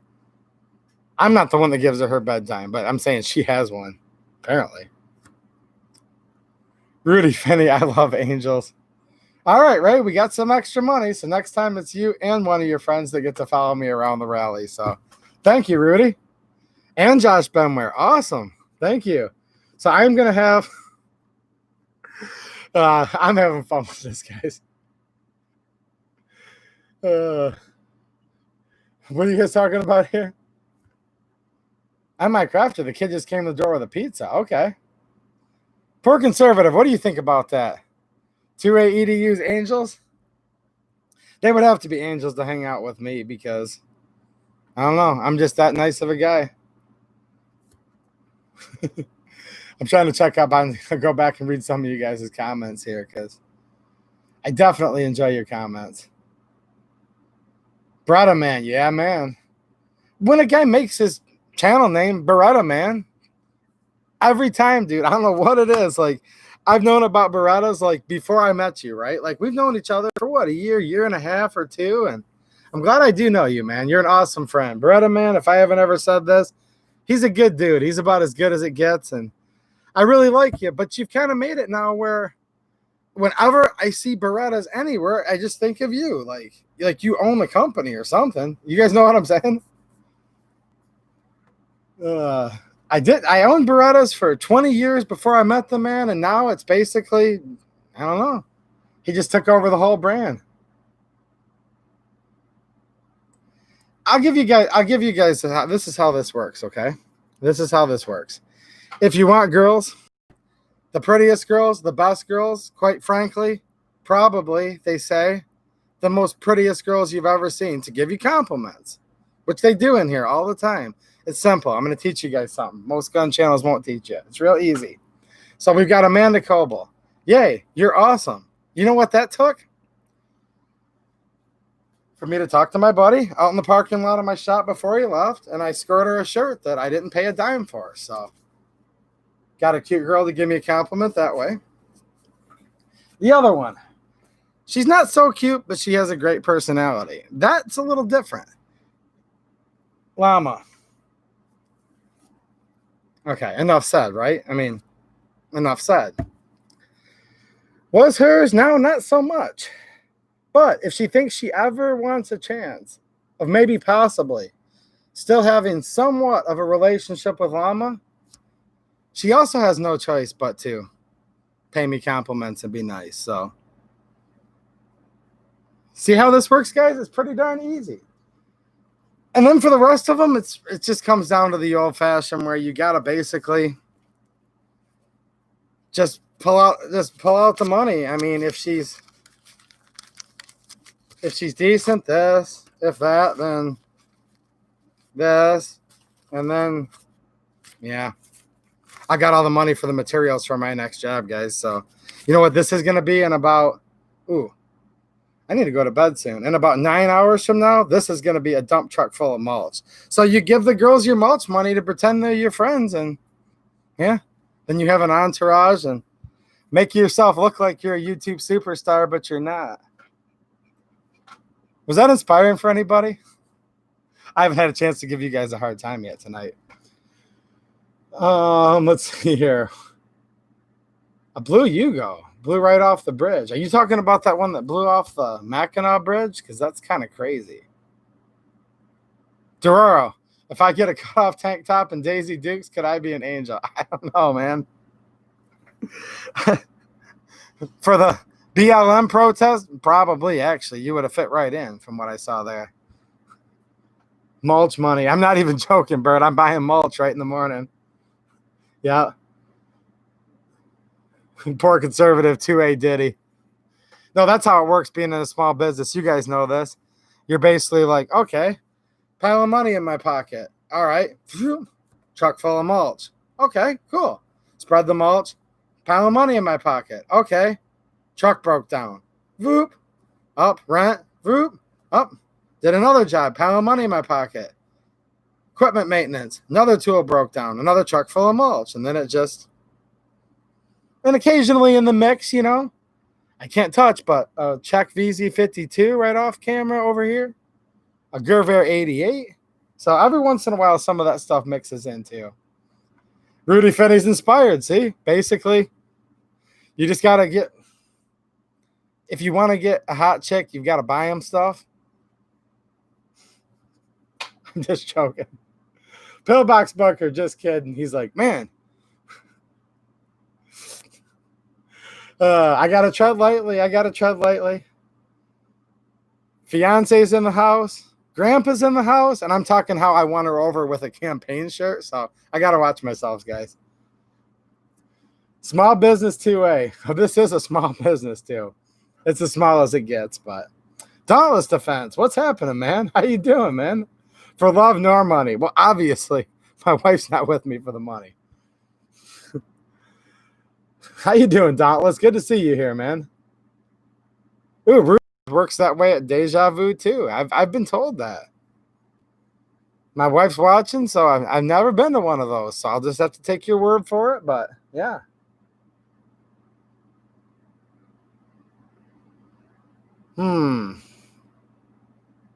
Juju says something about me being a truck driver. Nope, I'm not a truck driver. Amanda Coble, you're fine. Thank you. Thanks, Amanda. Dauntless says, all is well down south. Park and services is hard to watch from the pool. Are you in a pool right now, dude? This shop is still, after I've had the fan blowing in and the door open, it's still 83 degrees in here. And this dude's telling me he's in a pool? Like, you're not literally in the pool right now, are you? Because if you are, I'm going to get kind of jealous and, yeah. What do you guys think? Is he literally in the swimming pool as we speak? Ooh. Need a yeet cannon to go with that wad, Bill Alexander says. Well, I do have the High Point C9. If you guys don't believe me, you can ask Jeremy Wilson. I actually recorded footage of the High Point C9 and two 995 carbines that are far enough away to not piss off Susan Wiki, but they're right back there. G3C. If you've just joined the stream, I showed you guys the box because we can't touch guns, according to Susan. So I showed you the box. So just hang on, Juju. I put out like 2 or 3 videos in the last 2 days, and I recorded like 3 more last night. And the very next one in the queue is indeed the Taurus G3C. Brownies for my fat. What's going on, man? How you doing?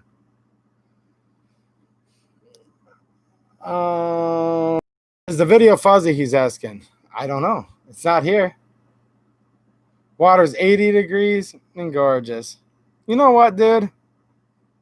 I'm just going to say that. Gosh, I wish I was in a swimming pool right now. Brother Man says, I do need a new hat. Need to watch today's video. And I love the Brother Man channel, and I'll watch. I just haven't watched anybody's videos in just the last couple of days. It's been so crazy. I mean, those interviews and stuff that I did, those were...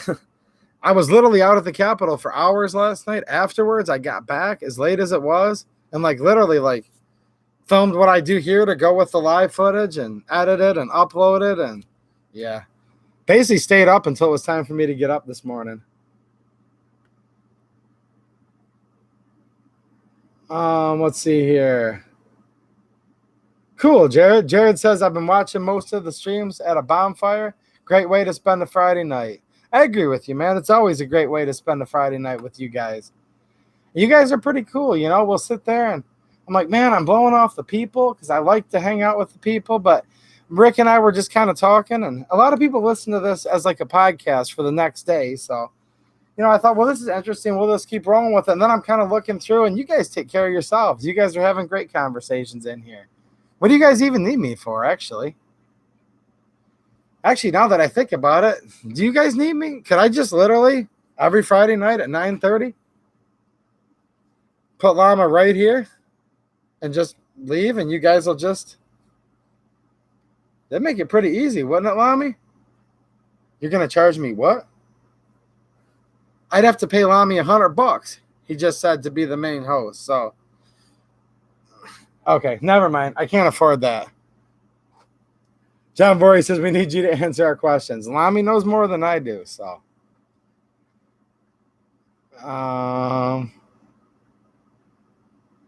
Guerrero M says when I was a kid, everyone wanted a High Point. They're fugly, but good guns. The llama talks too much. Yeah, I know. That's the problem. See, llama talks too much. I don't talk enough. It's hard to get it right, isn't it? Guerrero M says, I'm going to tell my wife to record me shooting Sunday. You better watch your video. I'd like to. I'm not watching anything right now, guys. It's just been so crazy. Because you have to remember, the same reason, the flu, the virus, the sickness, whatever, right? They got everyone all cooped up and crazy. Was out of work for all that time. Then all of that work, 6 weeks worth of work, all came at once. Which sounds great in a way, but it's really not that great. It actually sucks for like so many reasons. Just take my word for it, or that'll be like an hour rant. But all of that happened. Well, at the same time, there's all these cool guns coming out, gun shortages, political stuff, gun rights stuff, civil rights stuff, just human rights. Everything's just going crazy right now. And when I say human rights, it's like, holy crap. They're literally being like, seems like they're being pretty racist against people like me lately, to tell you the truth. And I don't appreciate it. And it's like all this stuff's going on at once. And it's like, what the heck? It's hard to have time to make all the videos and work all these hours, because the reason why the one is tumultuous is the reason why the other one is, right?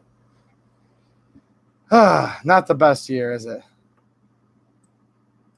I mean, it's a great year in a way. Like, I've had so much fun this year, but it's like, geez, oh, Pete, like 100 hours worth of work when I really rather be spending like 2-3 hours a day making YouTube videos and keeping everyone up on the current events, talking about great firearms. So yeah, I think I have the shooting footage already filmed from like 2 months ago with the High Point carbines and the C9. I think I need to do a little review on that and get that up here. Sounds like you guys would really like that. The G3C. Showed you guys the empty box just a few minutes ago. So, let's see here. My thoughts on what's happening in Atlanta. Yeah, I think I see a lot of criminals that are destroying things that they didn't pay for, that don't belong to them. And I don't support people destroying things. And I don't support the politics of the movement either. Got to go get dried off and change. Poor conservative. If you weren't my friend, man, I don't know. Ugh. The dude's literally talking about getting dried off. I'm wetter than he is right now because I'm sweating in this shop. And he just got out of the swimming pool. And I thought you guys were my friends. Now someone else is going to get jealous. Try to just tell me, guys, I mean, how warm's the water of your swimming pool tonight? How many G3Cs did you guys buy today? Tell me how cute your security entourage is. Just lay it all on me at once, since poor conservative broke the ice, all right? JB and Water, too. Hey, bud, you work like an animal. I have been working way too much, guys. I'm not going to lie. What do we do about the arm brace issue? We need to use our channels to promote protests. Probably the same thing we need to do for all of it. Hold on. Probably this right here, because it's unconstitutional. An unjust law, not only should you not comply with it, but it's your duty to not comply with it. So, as far as I'm concerned, people can identify, and that's fine, whatever. They can identify as any gender they want. They can identify as any race they want. You can identify as anything nowadays. They can't have it both ways. If they want to identify everything as much as you want, it's just up to your personal preference. I'll identify what's on my firearm however I want to. So think about it. John Voorhees says, love the hat. See, I've been wearing different hats on this channel, but Yeah, a lot of people say they hate the hat. A lot of people say they love the hat. I just like to switch it up every once in a while. The poor conservative. He's poor, but he has a heated pool. That was funny, Brownies. Thanks for taking a dig on him. After he got me all jealous and ticked off, you guys can take all the digs on him that you want. Yeah, Grow M, the first time I see you in a shirt other than blue and gray. That's true. That's true. That's what I wear on here. It started off that I would wear it just because I was always immediately leaving work to do the videos. And guess what? Nothing's changed. Every time you guys still see me in a video, I'm literally just finishing a job, coming in here, hopping up on camera. And it's unscripted because I don't have time for a script. And I don't like reading scripts anyway. So I get the topic going, what I want to do. I look at what the people are talking about, what you guys want to know about, and I just do it. They should be covered by common use. Yes, you should be able to identify it as whatever the heck you want, because if that's the way we're going to be, then let's apply it to everything, including firearms, right? Be what you want to be. It's a brace. It's a whatever. It doesn't even matter. And none of it should matter, because here's the irony of all this. SBRs, SBS, machine gun, silencer, that's what it's legally called. Those shouldn't be regulated anyways. So this should all be a moot point. Who cares if it's a stock or a brace or whatever it is, because none of that should be illegal. Because to me, shall not be infringed means only one thing. It doesn't say shall not be infringed if it's over a certain length. It doesn't say shall not be infringed. Look, if you add any but to that, or any or any if there's anything in there whatsoever, then it violates the Second Amendment, because it literally says shall not be infringed. And it's so darn stupid. Like, everyone's argument that they make as to why there should be any form of gun control at all literally requires the listener to be dumber than the speaker. Because this is something that a 2-year-old, a 5-year-old can understand when you say, don't touch burner hot when you're pointing at the stove. Children get that from a very, very young age. It's that simple. Shall not be infringed. But here's the difference. Here's the difference. And here's why you can have something as simple as do not touch hot, because eventually they're going to say, we want to touch it anyways. And when they touch that hot burner, it burns them. It scalds them instantly. And it hurts so bad that they don't want to do it again. Not because of your authority over them, because of the pain that was inflicted on them. And that's the difference between the gun community. That's the difference between the 2A community and a hot stove. When you say do not touch hot and they touch it, they get burned and it hurts and they never do it again. When the politicians, the government, the bureaucrats, when they come in and say, we're going to ban this, guess what? They don't get anything hot. They don't get hurt. They don't get any physical pain. And whereas you don't touch the thing that burns you when you broke the rules, if it doesn't burn you, if no one does anything, guess what? You just do whatever the heck you want, and there's no pain. And there's a million people out there that say, you know what, dude? Do not comply is for sissies. Get in there. Get involved. Pour some hot stuff down range. You know what I say to them? Where are you at? What did you do? What did you do today? Oh, you sat in mom's basement and got on your keyboard? Really? Because that sure helped a lot. So you know what, guys? If and when it's time to teach them, just like the small child, not to touch the stove, oh, I'm ready to teach them a lesson too, okay? But I don't see anybody else. So I'm going to keep doing what I do until then. And I'm going to let people know what our God-given rights are, because that's the first step for people to even know that they have God-given rights that were acknowledged by our founding fathers. So yeah, I will not comply. And that was also something the founding fathers did. First, they didn't comply. And then when it became a point where they said, you know what? Just not complying isn't enough. Because it says right in the Declaration of Independence, right there, that if any government ever becomes contrary to your God-given rights, that you are to get rid of the government and put in a government that is suitable to the purposes, to the people's purposes of their rights endowed upon them by their creator. But nobody does that now anymore. So what do you guys think? Because I'm not literally a one-man Lexington and Concord all in one. Should I stop going to these rallies? Should I stop trying to get people in office that are friends of mine that I know will stand up for our rights? Should I stop doing that because it's much easier to sit in the basement, mom's basement, whoever's basement it is, and say, shall not be infringed. I'm going to rain down fire and fury like no one's ever seen before. What do you guys think? And I don't think I need to say this, but Rockford, you just got me going on this whole tangent. I'm not accusing you of doing that or anybody in this stream, but I'll tell you what. You watch and see. I'll put out a video just for fun. Do you guys want to see a social experiment? I'll put out a video and I'll wear this hat and I'll talk about the brace. And I'll say, I will not comply.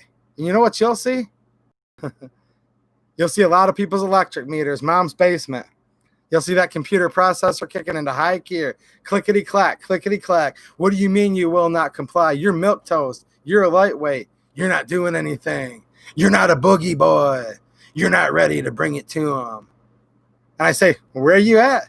Where are you at? I'll be there. Where are you? F you. That's what I thought. So what do you guys think? How are we going to strategize? How are we going to strategize? Like Lando Wilson said, grab a hot pan out of the oven years ago. It really, hurt my hand, swallowed, was red for days. Had to take it off for a week. Yeah. Freezer full of ice the whole time. That's what happens. Never burnt myself again. Never burnt myself again. You know what'll happen?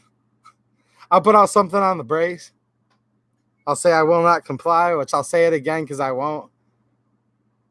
I'll have gun people attacking me left and right. I won't even have anyone from BLM or Antifa in there. I'll have gun people. I'm saying this is encouragement, guys. I'm preaching to the choir. You guys are the good people. But you know what happens? The other side, they all get together and they say, we want to ban. We want to ban it all. And they're all united on that. And they'll keep going until they eventually do. And then people come out here from the heart. So many good channels in here. And they say they want to do this and that. And half the people are with them. The other half are like, no, you were too strong. You were too strong on your stance. Then the other half will come in and say, you were too weak on your stance. That's how it works, right? It's kind of funny, too. And while I'm basically, and again, I'm not lecturing down to you guys. You guys are the good ones. But, yeah, it's funny. I get a lot of people that come in there and they say, hey, man, we really like your gun review videos. I came in because of your awesome gun reviews, but I left because of your darn politics. You need to keep politics out of this. So it's near the end of my stream. I'm going to get off in a minute. But here's my official statement to anybody who might want to watch this later. It is impossible for me to keep the politics out of it, okay? Because I'm an American. I want to keep our republic first and foremost. The guns are just tools of the trade, tools that we need to fight off a tyrannical government, to protect ourselves from invaders, enemies, foreign and domestic. So first and foremost, I'm a gun rights guy. I'm a civil rights guy. I'm a Constitution guy. That's who I am. And that's what this channel is who I am. There happens to be guns in here because they're tools of liberty. And because as of right now, I don't know for how much longer, we still have so many freedoms that are protected by our Second Amendment. We are lucky enough to be able to collect and enjoy and talk about things that we have as hobbies, whether it's a muscle car, whether it's your pets, whether it's your coin collection, right? Whether it's your gun collection. And I do collect, and I do enjoy, and I like the physics of them and the beauty. I love all of that. But you know why I'm able to love all of that?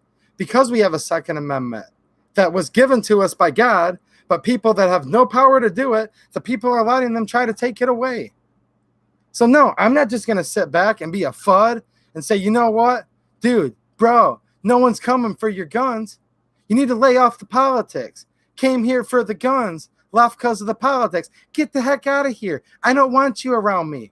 If that's how you feel, no offense. It's fine. You can be yourself. Okay? I still love you as one of God's children, but just get the heck out of here. I don't want to hang out with you. You know why? Because that's ignorant. Yes, they're coming after our guns. They are coming after our guns. And if you can't see it now, you're so darn stupid, you're not going to listen to my words, or you're just willfully ignorant, and you're a troll. Either way, that's all I'm going to say. Yes, they're after our guns. Period. Provable. So I'll get that out of there. Yes, I'm always going to talk about gun rights on this channel because that's more important than the guns themselves. Guns are inanimate objects. They're neither good nor evil, but if you put them in the hands of good people and patriots, we can protect our families. We can protect fellow good people, and we can protect our right to collect postage stamps or to collect guns. And yeah, I do like to do both.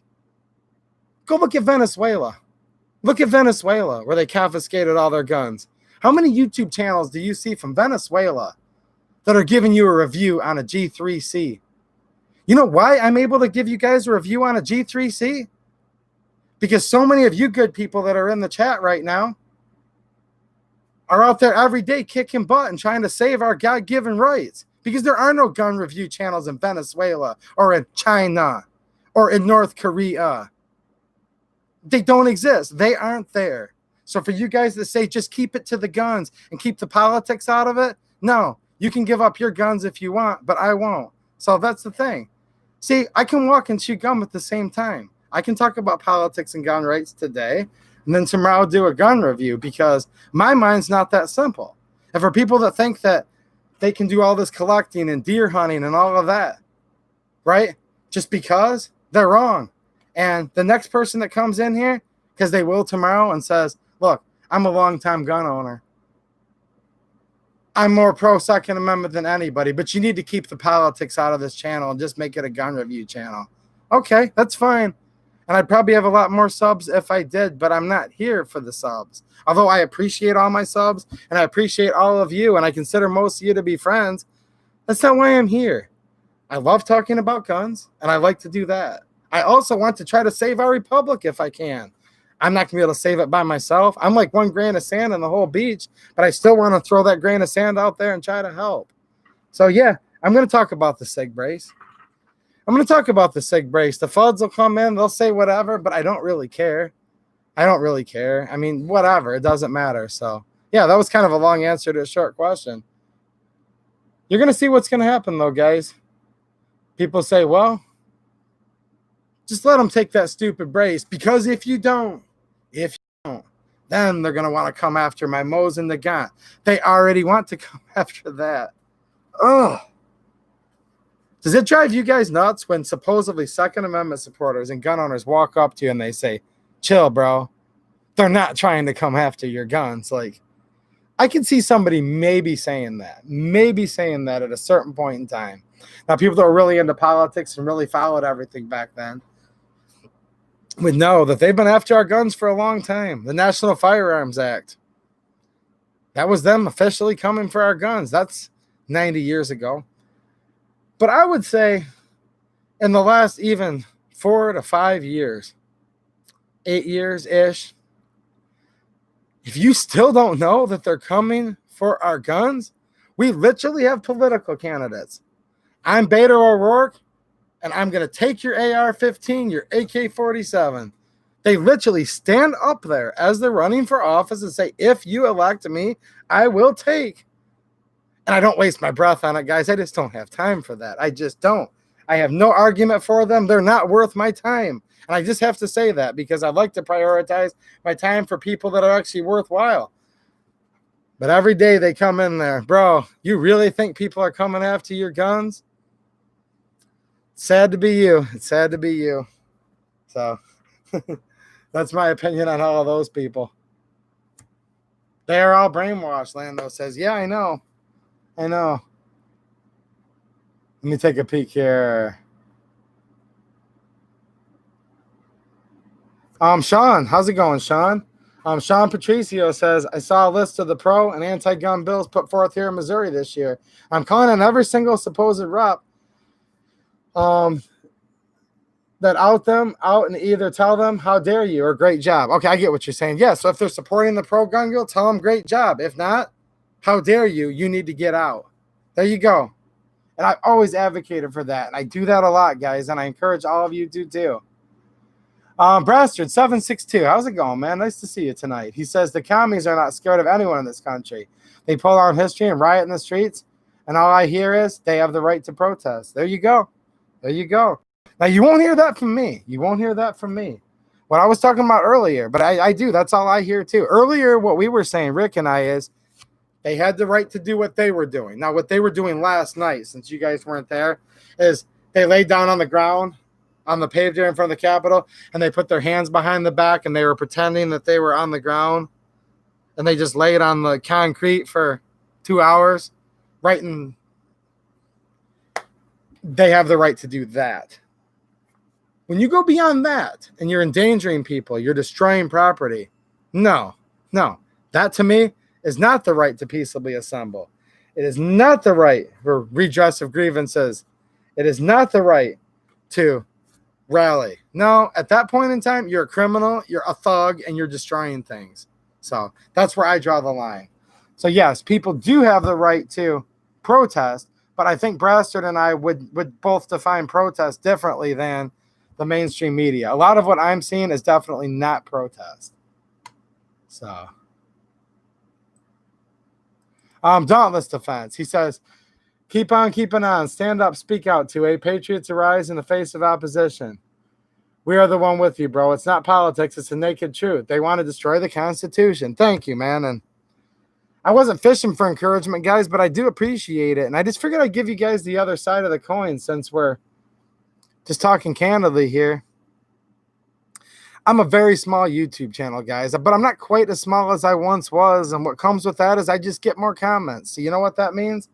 I get more of the best comments, encouraging comments. And it's totally fine. They can do it all they want. But, you know, more and more I'm realizing there's a lot of so-called gun owners, right, that are, they might be a gun owner. We both might like guns, but we definitely don't have much in common after that. You know what I'm saying? Frank Cohen, Guerrero, we stand for the flag and kneel for the Lord. There you go. There you go, man. JB and Water, thanks for the encouragement, man. I appreciate it. And I appreciate the encouragement. I'm not asking for it. I'm just telling you guys, I know what's going on here. There's just, it sucks. There's basically three sides. You have non-gun owners. They want all of our guns. And then you've got half the gun owners are like, well, just give them half as long as I can keep my 38 Special Smith Model 10. Now, the 38 Special Smith Model 10 is a great pistol. And of course they shouldn't be able to take that. But a guy that's saying, as long as I can keep that, you need to now give up your arm brace, your AK-47, your AR-15, whatever. Guess what? He's with them. And that's why we're constantly fighting an uphill fight. It's like 75% versus 25%. Many have said it's 97% against 3%. Just depends how you want to parse it all out. But I'll tell you guys, I find that half the gun owners are with us, the other half are against us, and all of the non-gun owners, not all, most of the non-gun owners are also against us. So it sucks when you got half the country that's just against, and then half of the other half's also against. And then you can parse down the last 25%, and half of them are a little more in the middle than half and half. And I guess that's where you get down to 3% or 1% or 1/100%. But I think a FUD, just to put it quite frankly, is more dangerous than someone that just comes right out in the open and says that they're anti-gun. I would actually respect somebody more, although I would still have no respect for them at all, if they said, I'm a communist, I'm a socialist, and I just want to tear down your country. And I want to fundamentally change it. And I want it to become the old school Soviet Union, USSR. Now, I would have zero respect for them. But I would still have more respect for them than the guy that says, red, white, and blue. I'm the most constitutional person you've ever met. But I'll be darned if you punks, if you right-wingers come out there and they're always all rah, rah, rah and tough. You know, and they always have some long resume of I did this, I did that, I served here, I served there. You guys know the type. And they'll say, you know what? You guys keep messing around and trying to poke the bear. They're going to come after my 1911 or my Smith & Wesson revolver. That guy's actually worse than the first one. Do you guys ever think that way? I'm sorry, but they are. A guy that basically says, due to, you know, whatever type of resume they have, I own this many guns in my collection, I've taken this many game, I hunt this much. So therefore, now I'm an authority to say, if we just give up half, then we can keep the other half. Nah. I'd rather them just come right out and say, I want them all. And I'm like, all right, you're an enemy, period. That's sitting there saying, I'm a gun owner, I'm in the NRA, etc., etc. But don't be poking the bear with them arm braces now. Worse. Actually worse. John Voorhees to watch Dan Gross speech from the 2A DC rally. All right. Ooh. North Korea has a machine. It's a 30-round 7.62 by 54 magazine. Besides experimental, it's the only mass-produced 30-rounder. That's interesting, Bastard. I'm not actually really familiar with that one, but you probably already knew this. I'm a pretty big fan of 7.62 by 54R. That's for sure.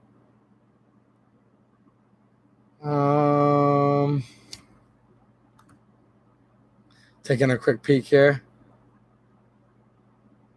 A-dubs. The first gun the leftists went for was literally Fudd's gun. Yeah, well, they literally did get rid of Elmer Fudd's gun. That's irony, isn't it? That's definitely irony. Now, let me conclude with this, guys, because I'm going to get off here. I'm tired. It's late. I wasn't lecturing to any of you guys just now. Was I going off on a rant on some of the fellow gun owners? Absolutely. You know why? Because I have a feeling that I'm not the only ones noticing this. And if you guys are feeling that way, that you go out amongst the gun community, it seems like they're beating you down just as much as the other side, I'm just letting you guys know it isn't just you.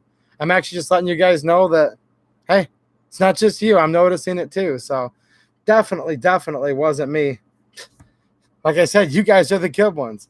But yeah, it's going on. It's all part of their plan. They're trying to have people that are just against us, period. And then they're trying to convince people that they need to be against us from within. And I'm pretty sure a lot of you guys have noticed the same thing. So everything I just said, that whole rant, it was actually to offer encouragement and say, I know what you're going through. We still got to try to beat it anyways. But yeah, there's a lot of people that as long as they can keep their shotgun and their 1911 and their Smith & Wesson Model 10, they're good with giving up all of it. And that's where these braces are going to come into play. That's what started me on that whole rant. I know a lot of gun owners I've been talking to behind the scenes. And they're saying, guys, just stop. Just stop. Just give up on these braces. You've been dancing with the devil long enough. And the famous thing is everybody knows those were only created to circumvent the NFA. And I say, you're wrong. I don't circumvent anything. I've never had the intent to circumvent. As far as I'm concerned, they were made for either handicapped people to more safely shoot or someone who's not handicapped just to more comfortably shoot a larger pistol. And that's what they were intended to be used for. And any of them that I own, that's what I use them for. That was my intent when I bought them, and it still is. So I don't understand that whole argument. But that's what you're going to find a lot of people are going to say. And I think we need to stick up for the arm brace because the anti-gunners want it gone, and a lot of the proud traditions of hunting heritage. My family's been hunting for the last 800 years. And we think we just need to give up that brace. Or they'll tell you it's a novelty. It's just a toy. No serious hunters ever used a brace to take a deer. And then you're like, well, actually, they have. My handicapped friend used one to take a deer, actually, because handicapped people want meat on the table, too. Or my other friend who wasn't even handicapped but liked the comfort of the brace. Then they'll say, oh, did you say they took a deer? Yeah. What I meant to say is nobody's ever taken an elk. You guys know the type? So you're going to have to fight through them too. I think right now, and I've not taken a big poll. I don't have enough reach to take a big poll, but I've been throwing it out there and talking to people that I know here and there, social media around town. And here's what I've noticed. I don't even need to say this, but all anti-gunners want the brace ban, period, because they want any gun the brace attaches to banned. So that's kind of like, I repeat myself, right? Of all the people that own guns, even consider themselves Second Amendment supporters, I've noticed about half of them want the brace gone too, which is a little better than the bump stock, because when I advocated for the bump stock, and I didn't have much effect because my channel was so small, but I advocated and did as many bump stock videos as anybody, probably more than anybody. And I think about 99% of the gun owners wanted the bump stock gone. So I will tell you to tell your friends this, if you want to come back, when they're telling you that they rabidly care about the SIG brace. When you ask them this question, and I'm asking anyone this question, and I have asked people this question, and it's a tough question. You guys don't have to take my advice, but say, hey, did you fight to save the bump stock? And they say, no, I didn't fight to save the bump stock. I could care less. It was a novelty and it was stupid. Say, okay, then guess what? Your arm brace is going to get banned. And you deserve it because you begged them to ban your arm brace. And you begged them. And guess what? Then they're going to come after your Glock. And then they're going to come after your AR-15 and your AK-47. And national candidates even say it on stage now.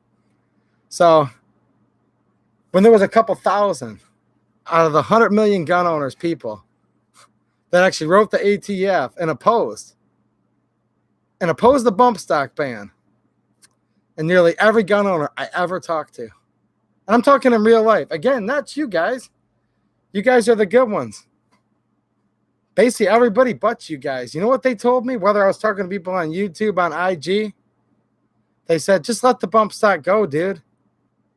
It's a novelty. It's stupid. It wastes too much ammo. No serious hunter would ever use it. Wouldn't even seriously use it in combat. I said, all right. Do you like your brace? Well, yeah, that's awesome now. I said, you better save the bump stock. No. I don't care about the bump stock. I'm going to save up my ammo and I'm going to save my hill to die on for the brace. It's too late, guys. It's too late. If you supported the bump stock and wanted to keep it around, then keep on fighting for the brace.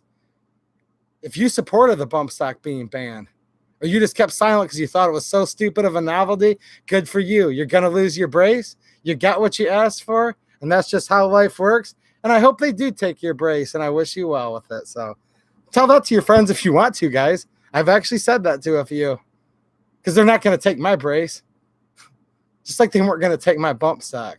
But if you turned your brace in, if you melted it, if you didn't even own one, but you advocated for it to go, I sure hope they take your brace because you begged for it and you asked for it. And as long as you ask politely enough, they should honor your request. If you want to get sarcastic with your friends, you can say something like that to them.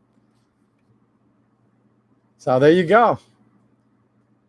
Yeah, Lando Wilson. They want whatever they can get rid of. Gone. That's all it comes down to. So I hope you guys understand what I was saying, right? I was saying like that stuff you can tell your friends. Like, I'm not literally saying that to you guys. You guys were the ones in here that were actually like, no, not 1 inch. John Voorhees, I never owned a bump stock, but I'm against the ban. See? Do you guys remember that? Or was it just me? How many gun owners came in and said bump stocks are stupid? Who cares? If I had a penny for every time someone told me I was stupid for trying to say bump stocks, gun owners, 2A guys, I could afford to pay Ray and her whole Charlie's Angels group to be my armed security. So there you go. Jeremy Wilson's getting some shut-eye. Good night, man. Take it easy. Actually, A-dubs, you're right. Here's the irony, though, and I think this is what you're getting at. Bump stock equals inertia equals bans. You can't ban physics, Mr. Trump. You can't, but he did. And when you can ban physics, you can now ban anything. And when Trump was able to ban bump stocks with the stroke of a pen, it can all be banned with a stroke of a pen. It's just how many has he decided to do yet? And if reelected, how much will he ban? But if the other side's elected Joe Biden, how much will he ban? We've got ourselves in a predicament, don't we? Our Republican president said, I'm going to ban physics. That's preposterous. You can't ban physics. Except for he did with the praise and support and encouragement of about 99% of all gun owners and true hardcore Second Amendment supporters. So he did it. He did it with the support of so many red-blooded patriot gun owners, and it was easy. And his polls went up after he banned it. There you guys go. Yeah. Oh, yeah. Republicans, they ban now. They ban with the support of their voters. And, of course, Democrats will all ban too. So, Braster, they do this to us because there are no consequences to them. And that's what I said. That's what I said earlier.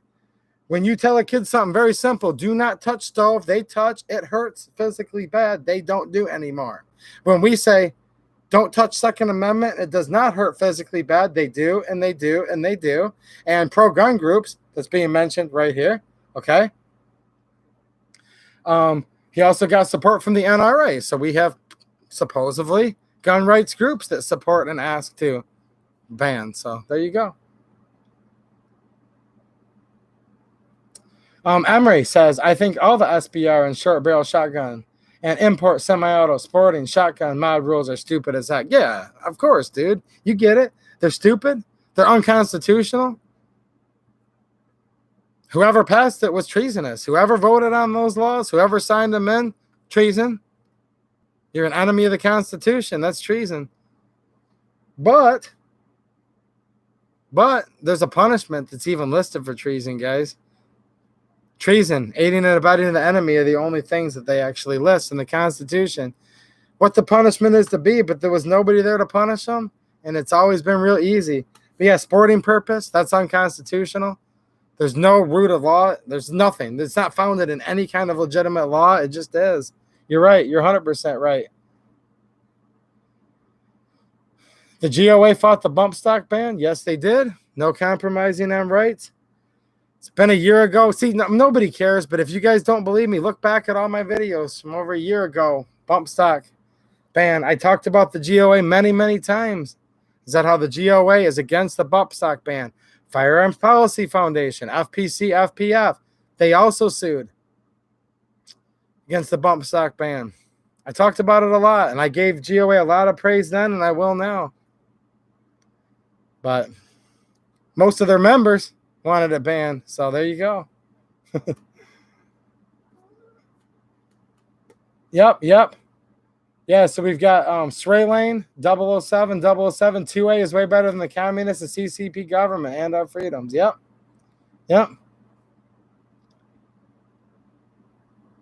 Yeah, Heller talks about common use. This isn't common use, but they don't care because it's all about just a stroke of a pen.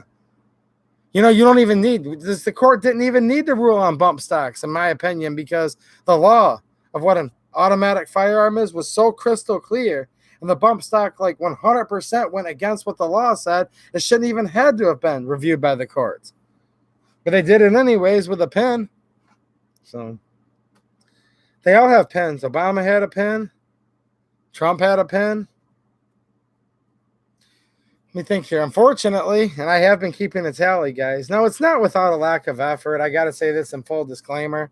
Because Obama wanted to do a little more, but he couldn't because since he was a Democrat, the Republicans all stood up. And at that time, the Republicans had the House and had the Senate. But when Trump first came in, he had the House and the Senate, Republican, and he was the Republican, so-called Republican president. Trump's banned more guns than Obama did. And I'm sad to say that, but I don't want to lie to you guys. So there you go. They all have pens. They all have executive orders, and they all ban. And generally, if you add it up throughout the time when they first started gun control, if you add it up, Republicans have banned more than Democrats have with that sporting purpose you're talking about. That was the Republican president, the elder Bush. Bush put that in where we got 922R, where you can't have factory AKs anymore. They have to be cut into pieces. That was back in 1968. So many Republicans supported the Gun Control Act of 68. It wasn't even funny. The Republicans and the NRA supported the National Firearms Act of 1930. Bill Clinton put in the assault weapons ban, but they did get a sunset on it. But now Republicans like Lindsey Graham and Marco Rubio and President Trump want red flag laws, which in my opinion are worse than an AWB. Now, it's hard to say one's worse than the other because they're both so bad. So by me saying worse, I don't give any favor to an assault weapons ban. But at least if it's banned, they usually grandfather it in or you can do a little something with it. Red flag law is like literally, neighbor said this is a bad dude. They shouldn't have guns. They lie. Ex post facto. Doesn't matter. You know, if it was legal before, doesn't matter, you know. With some of the bans, you know, I'm sorry, I'm skipping around here. With the bans, you know, ex post facto is illegal. Except for bump stocks. Now, go to red flag laws. That's basically you hear a knock on the door. You've never been in trouble in your life. Your door gets blown off its hinges. Again, you're a good person. You're law-abiding. You wouldn't think it's the cops in a million years, so you assumed it's a thug, a drug dealer, whatever, down the street robbing you. So you pull your gun to pump them full of lead because they busted your door in. But no, it was cops, and they shoot your dog, and they shoot you, and they take all your guns first. To quote the president, I like take them quick. Take the guns first, then due process. That's what red flag laws are. And many Republicans support those. All Democrats support it. Obama, I'm a big AK guy. You guys know that. Obama wrote with his pen an executive action to ban the Segas, the Sega line of hunting rifles, sporting rifle that only had to be brought in, ironically, as sporters because of the Republican President Bush. So the Republicans said, well, you have to bring this in a certain manner, blah, blah, blah, pre-ban, post-ban. 1989. And then Obama said, well, I'm just going to ban this specific manufacturer outright. And us AK guys were up in arms. The AR guys laughed, though, because the gun community is always divided, and they laughed and said, ha ha, sucker. Just like when they banned 7 and 6. The AR-15 guys really laughed. Oh, they loved it. They banned the 7 and 6. Right? So Obama banned half the Russian AKs, but at least we had one left. Molot, the Vepers, they didn't fall under Kalashnikov concern. They didn't fall under the Segas. We had one left after that anti-gun Democrat took it away. And how many Russian AKs can we get now? Does anybody know? Absolutely zero, because President Trump banned the other one with a stroke of a pen. So what do you guys want? Do you guys want Obama? He'll ban half the Russian imports of AKs, which if you're into AKs, you want the Russian one, right? That's like who started it all. Do you want the guy that banned the one half, the Democrat Obama, or do you want the Republican that banned the other half? Which one do you want? Do you want the Democrat Obama that said 3 times bump stocks are completely illegal? I love to ban them, but I just can't ban them, guys. It pains me, Obama said, how bad I would love to ban these. But I took an oath and I can't. My administration can't ban the bump stock. We can't do it. It's just not a machine gun. We'll leave that to the Republican President Trump, and he'll ban it so fast. I'll ban it faster than anyone's ever seen it banned before. And he did ban it, and it's gone. Now they're coming after your bump stocks. They came after the bump stocks. Now they're going to come after the SIG braces under the Republican administration. So isn't it kind of messed up, guys? Is it kind of messed up, or is it very messed up?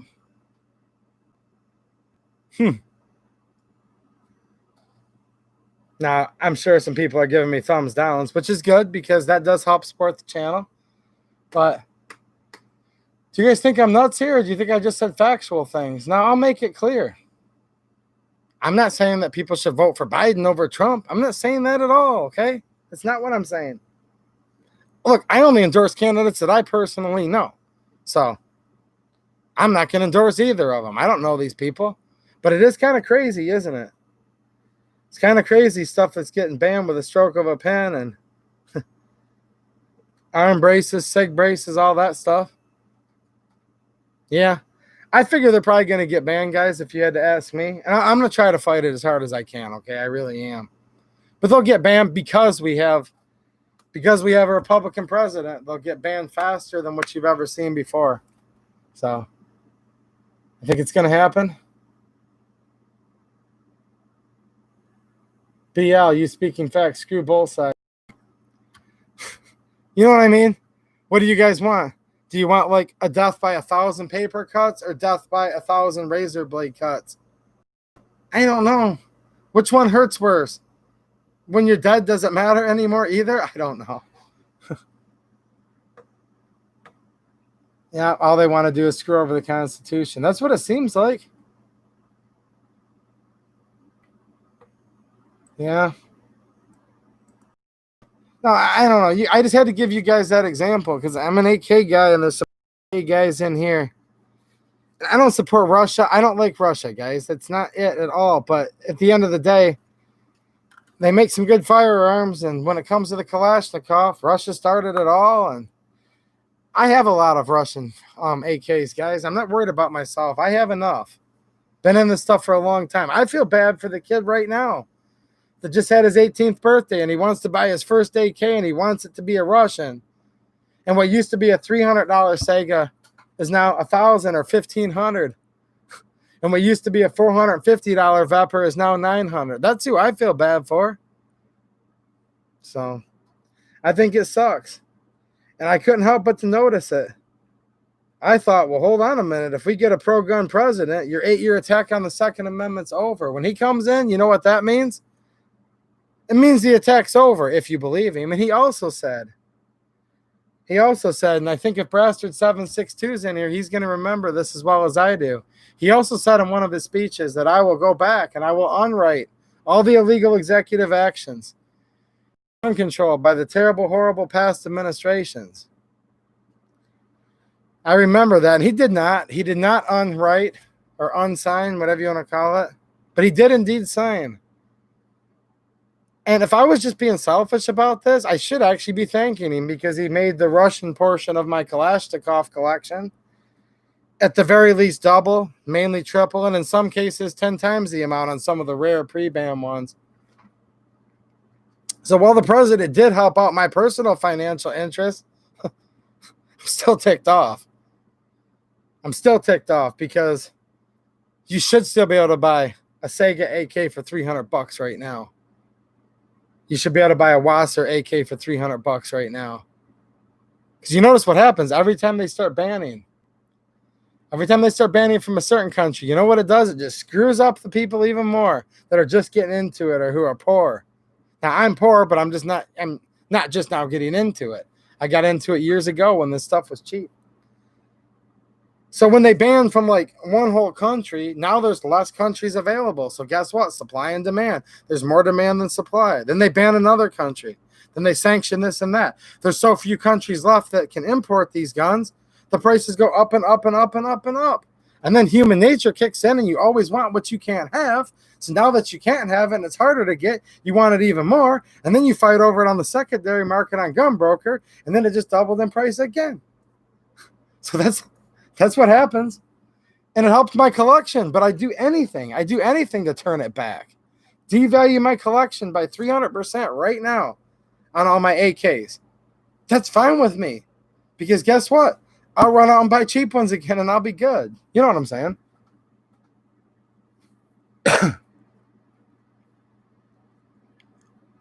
Yeah, I've been into AKs a long time. Trust me.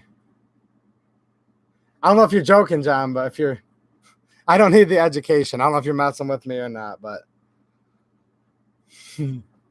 explaining to me what countries the Romanian and the Russian are from would be like asking the Pope if he's Catholic. But yeah, you can get the Wasser for triple what it's worth because the Russians have been banned.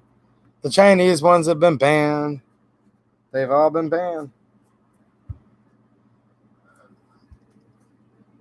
Oh, Brother Man says my magic crystal ball says it sees a lot of boating accidents happening if they ban any more stuff. I do live on the water, guys. Where is Pence as stupid as Trump? Probably. I would assume so. I don't know. I just say that because they all seem pretty stupid. Yes, I pledge Anton. He says I pledge allegiance to my flag, to the republic for which it stands, one indivisible with liberty and justice for all. Yeah, it's supposed to be justice for all until they do stuff to basically screw poor people, because that's all I see these bans do. It always just screws poor people. Rich people can always buy their way out of a ban. They just buy the pre-ban. It's just more expensive. Just affects poor people. Yeah. Pumpkin time. Be blessed. Brace yourselves. All right. Same thing with me, guys. I'm getting really tired too. I'm going to get off tonight, but it's been fun hanging out with you guys. And I know the last topic was a little depressing, but hey, it's my opinion on it. And I was kind of just offering you guys encouragement that if you're hearing all this stuff that's getting on your nerves, it's not only you. I'm hearing it all. And yeah, some of the rhetorical stuff that I back to them too. It's kind of funny. My throat's dry. I can't drink this eye wash, so I think I need to go get myself a bottle of water because I guess I could drink it. It's just going to be salty, but this stuff's expensive. So I'm going to get off the stream and go drink some regular water. All right, guys, it's been fun. Remember, G3C is officially here, like literally hours before the storm. If you guys are excited about a review, probably not as excited as me. I'm really looking forward to that. I have some more videos that I think are going to be really cool from the rally that I went to yesterday. And yeah, lots of stuff that I'm doing right now that I'm looking forward to. I'm definitely looking forward to hanging out with you all next time. So I appreciate it. Thanks for all the kind words, guys. And it's been fun. And it's 85 degrees in here now. It's actually getting hotter somehow. So, all right, guys. Thanks for watching. And have a good one.